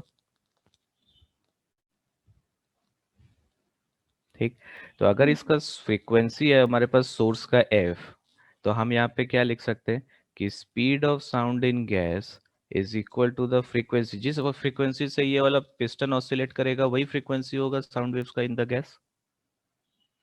हाँ सर। ठीक है, तो v equal to f into lambda, lambda मतलब 2d, है ना, यहाँ पर लैम्डा का वैल्यू 2d है। So this d is a measurable quantity, आपको तो दिखाई दे रहा है, वो पाउडर का हीप्स दिखाई दे रहा है, आप मेजर कर सकते हो उसको। ठीक है, समझ में आ रही है बात? लेकिन ये रॉड को आपने हिट किया तो ये कौन सा फ्रीक्वेंसी पे ऑसिलेट कर रही है, कैसे पता चलेगा? समझ रहे हो बात को यहाँ पे? सर ट्यूनिंग फॉर्क से हिट कर सकते हैं? जो ट्यूनिंग फॉर्क से हिट करने से वो ट्यूनिंग फॉर्क का फ्रीक्वेंसी से ही तो ऑसिलेट नहीं करेगा, क्योंकि ट्यूनिंग फॉर्क तो डायरेक्टली एयर पार्टिकल्स या इस गैस पार्टिकल को ऑसिलेट नहीं करा रहा है ना। हाँ अच्छा सर। ठीक है, तो सर हम ये हम ऐसा करते हैं। कैलकुलेट कर सकते हैं, हाँ, ये कैलकुलेट कर सकते हैं, कैसे करेंगे? पाउडर का हीप्स देख के पता चल जाएगा कितना लूप बन रहा है, और उससे फिर लैम्डा का वैल्यू तो डी से निकल जाएगा मेजर करके। हाँ, लैम्डा डी से आ जाएगा, फिर साउंड का स्पीड तो निकालना है हमको। लेंथ ऑफ द ट्यूब मालूम है, तो अगर रेजोनेंस हो रहा है तो वो मतलब फ्रीक्वेंसी वाला फॉर्मूला यूज कर लेंगे। कौन सा फॉर्मूला? मतलब फंडा जो भी जितना भी हार्मोनिक होगा वो हम हीप्स देख के नहीं पता कर सकते हैं कौन सा हार्मोनिक हो रहा है। हीप देख के हार्मोनिक पता करोगे? मतलब उससे नंबर ऑफ लूप्स पता चल जाना चाहिए ना, कितना हीप हो रहा है। नहीं, इतना इजीली ऐसा होता नहीं है, क्योंकि यहाँ पे एग्जैक्ट, क्योंकि बहुत सारा यहाँ पे जो आपको मैंने तो बता दिया यहाँ पर कि देखो नोड के नीचे ऐसे हीप बन जाएगा, लेकिन यहाँ पर ऐसा नहीं है कि ये वाला पॉइंट बना फिर यहाँ पर हीप बना, ऐसा नहीं है, इसके पास भी छोटा छोटा हीप्स बनेगा, और ऐसे होता है ये एक्चुअली में। तो जो सबसे हाईएस्ट वाला हीप बना है वो नोड है। ठीक है, तो इस तरीके से मेजर नहीं करते हम इसमें। हम क्या करते हैं, अब गैस को हटा के एयर भर दो। समझ में आ रहा है बात? अब गैस को हटा के हम एयर भर देंगे, तो suppose chamber is filled with air.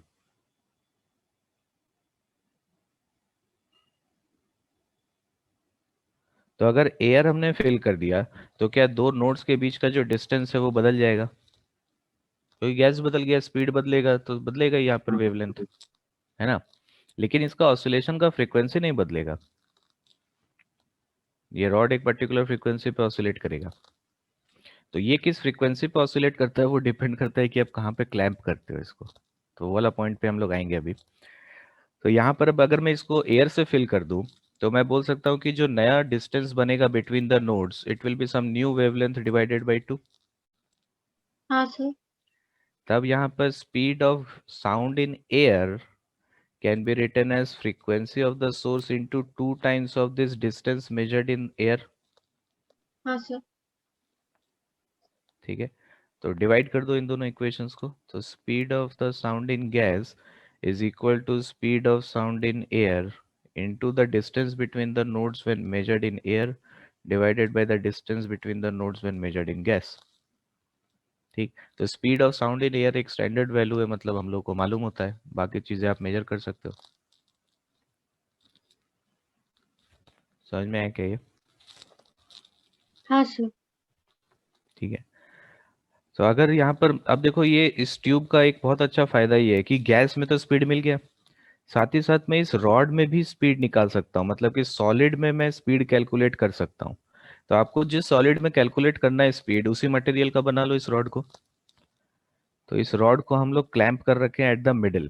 तो मिडिल में जब क्लैंप करोगे इस रॉड को, अगर मैं इसको हिट कर दूं, ये जब ऑसिलेट करेगा तो ये जो फ्री एंड्स है, जो दोनों आपको लेफ्ट मोस्ट और राइट मोस्ट एंड दिख रहा है, क्या वो सबसे ज्यादा ऑसिलेट कर सकता है? हाँ सर। लेकिन जहां पर क्लैंप कर रखे हैं वो वाला पॉइंट तो ऑसिलेट करेगा नहीं। हाँ सर। तो अगर ऑसिलेशन के पॉइंट ऑफ व्यू से मैं इसको बनाऊं तो आप बोल सकते हो जो एंड्स है यहाँ पर, ये सबसे ज्यादा ऑसिलेट करेगा और क्लैंप वाला पोजीशन ऑसिलेट नहीं करेगा। तो ये मैं स्टैंडिंग वेव्स नहीं बना रहा हूँ, ध्यान से इस चीज को समझो, मैं स्टैंडिंग वेव्स नहीं बना रहा हूँ, मैं जस्ट यहाँ पे ये रिप्रेजेंट कर रहा हूँ कि कौन सा एंड कितना ऑसिलेट कर रहा है। ठीक है, तो जो लेफ्ट मोस्ट और राइट मोस्ट एंड है वो सबसे ज्यादा ऑसिलेट करेगा। हाँ सर। ठीक है, तो अगर वो सबसे ज्यादा ऑसिलेट करेगा तो हम बोल सकते हैं ये ऑसिलेशंस के रेस्पेक्ट में हम देख रहे हैं, यहाँ पे जो क्लैंप वाला पॉइंट है ये बिल्कुल भी ऑसिलेट नहीं कर रहा है। तो मान लो कि इस रॉड का लेंथ होता अगर एल, ठीक, अब इसका जो फ्रीक्वेंसी है वाइब्रेशन का, वो फ्रीक्वेंसी तो एफ के इक्वल है, यहाँ पे जो हम लोगों ने अज्यूम कर रखा था। ठीक है, तो अगर आप वेवलेंथ के टर्म्स में लिखो तो अगेन बोल सकते हैं कि λ/2 का वैल्यू L के इक्वल है यहाँ पर। हाँ सर। हाँ सर। तो जो लैम्डा का वैल्यू होगा वो 2L के इक्वल हो गया। ठीक, तो speed of sound in solid, इसमें जो स्पीड आएगा वो हम लोग लिख सकते हैं फ्रीक्वेंसी इंटू 2L। हाँ सर। ठीक, अब फिर से वही बात है, फ्रीक्वेंसी तो पता नहीं है तो आप अगेन यही वाला केस को यूज कर लो। आपको speed of sound in air तो मालूम है ना, वो से frequency into 2 times of this distance between the heaps in air. ठीक है, सो डिवाइड कर देंगे तो speed of sound in solid is equal to speed of sound in air into L divided by D in air, यही होगा। हाँ sir. सही लिखा है ना? समझ में आई ये? हाँ सर। अच्छा कंसेप्ट है नहीं, एक ही चीज में गैस में भी आ जाएगा, एयर में भी आ जाएगा, सॉलिड में भी आ जाएगा, सब में आ जाएगा इसमें। हाँ सर। सर आपने क्लैम्प का मतलब क्या बोला था? क्लैम्प का मतलब उस पॉइंट को आप ऑसिलेट नहीं होने दे रहे, सिर्फ एक पॉइंट को ऑसिलेट नहीं होने दे रहे, पूरा रॉड फिक्स नहीं है। अच्छा सर ठीक है। ठीक है सर हाँ, लिक्विड में मेजर करना होगा तो क्या करेंगे? लिक्विड में इस तरह से नहीं मेजर कर सकते डायरेक्ट, लिक्विड का मेजरमेंट बहुत अलग चीज है, वो देखेंगे हम लोग बाद में कभी। सर वो थोड़ा सा टफ है लिक्विड मेजरमेंट। हाँ सर वो V of gas equals to V of air into D of gas by D of air नहीं होगा? उल्टा लिख दिया क्या मैंने? हाँ सही बोल रहा है, D of gas D of air. ठीक है, तो कभी भी इस तरह से मैं कुछ गलत लिख दूं तो ये मेरा पेन का गलती है, ये सब है ना, मेरा गलती नहीं है। आप लोग भी समझदार हो, आप लोग ठीक कर लेना उसको। ठीक है, समझ में आया मेरी बात? हाँ सर। हाँ कि मेरा ध्यान समझाने में रहता है तो मैं कभी कभी लिख देता हूँ इधर उधर कुछ। तो कभी एक बार सोच के देखना, इस पॉइंट को मैं नेक्स्ट क्लास में डिस्कस करूंगा कि अगर ये मिडिल में क्लैंप नहीं होता तो क्या होता। ठीक है, मतलब ऐसे सोचना, मान लो कि मैं L/3 पे क्लैंप कर दूं तो क्या होगा, अगर मैं L/4 पे क्लैंप कर दूं तो क्या होगा। ठीक है, ये सोच के देखना। तो मैं आपको बता देता हूँ इसमें कि आपको आप क्या एक्सपेक्ट कर सकते हो इसमें। आप इस चीज को देखना कि अगर आप L/3 पे क्लैंप करोगे तो ये रॉड ऑसिलेट नहीं करेगा, L/4 पे करोगे तो ऑसिलेट करेगा। तो सोचना क्यों हो रहा है क्यों ऐसा, सर L/3 पे ऑसिलेट क्यों नहीं करेगा? कर सोच, वही तो चीज सोचना है, सोच के देखना। हाँ सर ठीक है। इस वीक में भी क्या एक्स्ट्रा क्लास होगा? हाँ इस वीक में तो होगा, एक तो आप लोग का संडे को क्लास है नहीं, संडे को तो छुट्टी हाँ है सर। ना, और मेरे को कम से कम सेफ साइड 3 क्लास तो चाहिए और। ठीक है, तो एक क्लास तो फ्राइडे करेंगे हम लोग, फ्राइडे सैटरडे ये तो रहेगा ही क्लास। फ्राइडे को इस बार क्लास हम लोग 3 से 5 कर सकते हैं। हाँ सर। एक मिनट रुको, मैं इसको देख लेता हूँ एक बार टाइम टेबल चेक कर लेता हूँ कब है क्लास। सर उसके बाद तो 3 मार्च को हो रहा है सैटरडे। नहीं तो उसमें 3 मार्च को, 3 मार्च तो चल रहा है ना, तो 3 अप्रैल से लेकिन 4 अप्रैल को तो एग्जाम है ना आप लोग का, वही से। इसीलिए वही तो है। हाँ ठीक है, 3 से 5 कर सकते हैं ना हम लोग इसमें, फ्राइडे को कोई दिक्कत है इसमें? नहीं सर। नहीं सर। 3 से 5 हो जाएगा क्लास इसमें। अच्छा, सैटरडे को आप लोग का क्लास है 1:45 से 3:45। सैटरडे को हमारा 1:45 से 3:45। हाँ इस वीक आपका फिजिक्स का क्लास लास्ट क्लास होगा, सो एक क्लास का जरूरत और है, मतलब ये खत्म तो हो जाएगा, लेकिन मैं सोच रहा हूँ कि कुछ क्वेश्चन और कर सकते हैं हम लोग। कल सर पूरा सर फ्राइडे हाँ क्या क्या? तो फ्राइडे क्या 2 घंटे से ज्यादा करा देंगे? नहीं, मैं 2 घंटे से ज्यादा तो करा दूंगा, लेकिन अब दिमाग में जाएगा नहीं 2 घंटे बाद। हाँ 2 घंटे बाद जाएगा नहीं दिमाग में। ज्यादा पढ़ के भला नहीं होता फिजिक्स में किसी का। टाइम से पढ़ो, रोज पढ़ो तो भला होगा, ज्यादा पढ़ के कुछ नहीं होगा। और एक दिन, अच्छा फ्राइडे को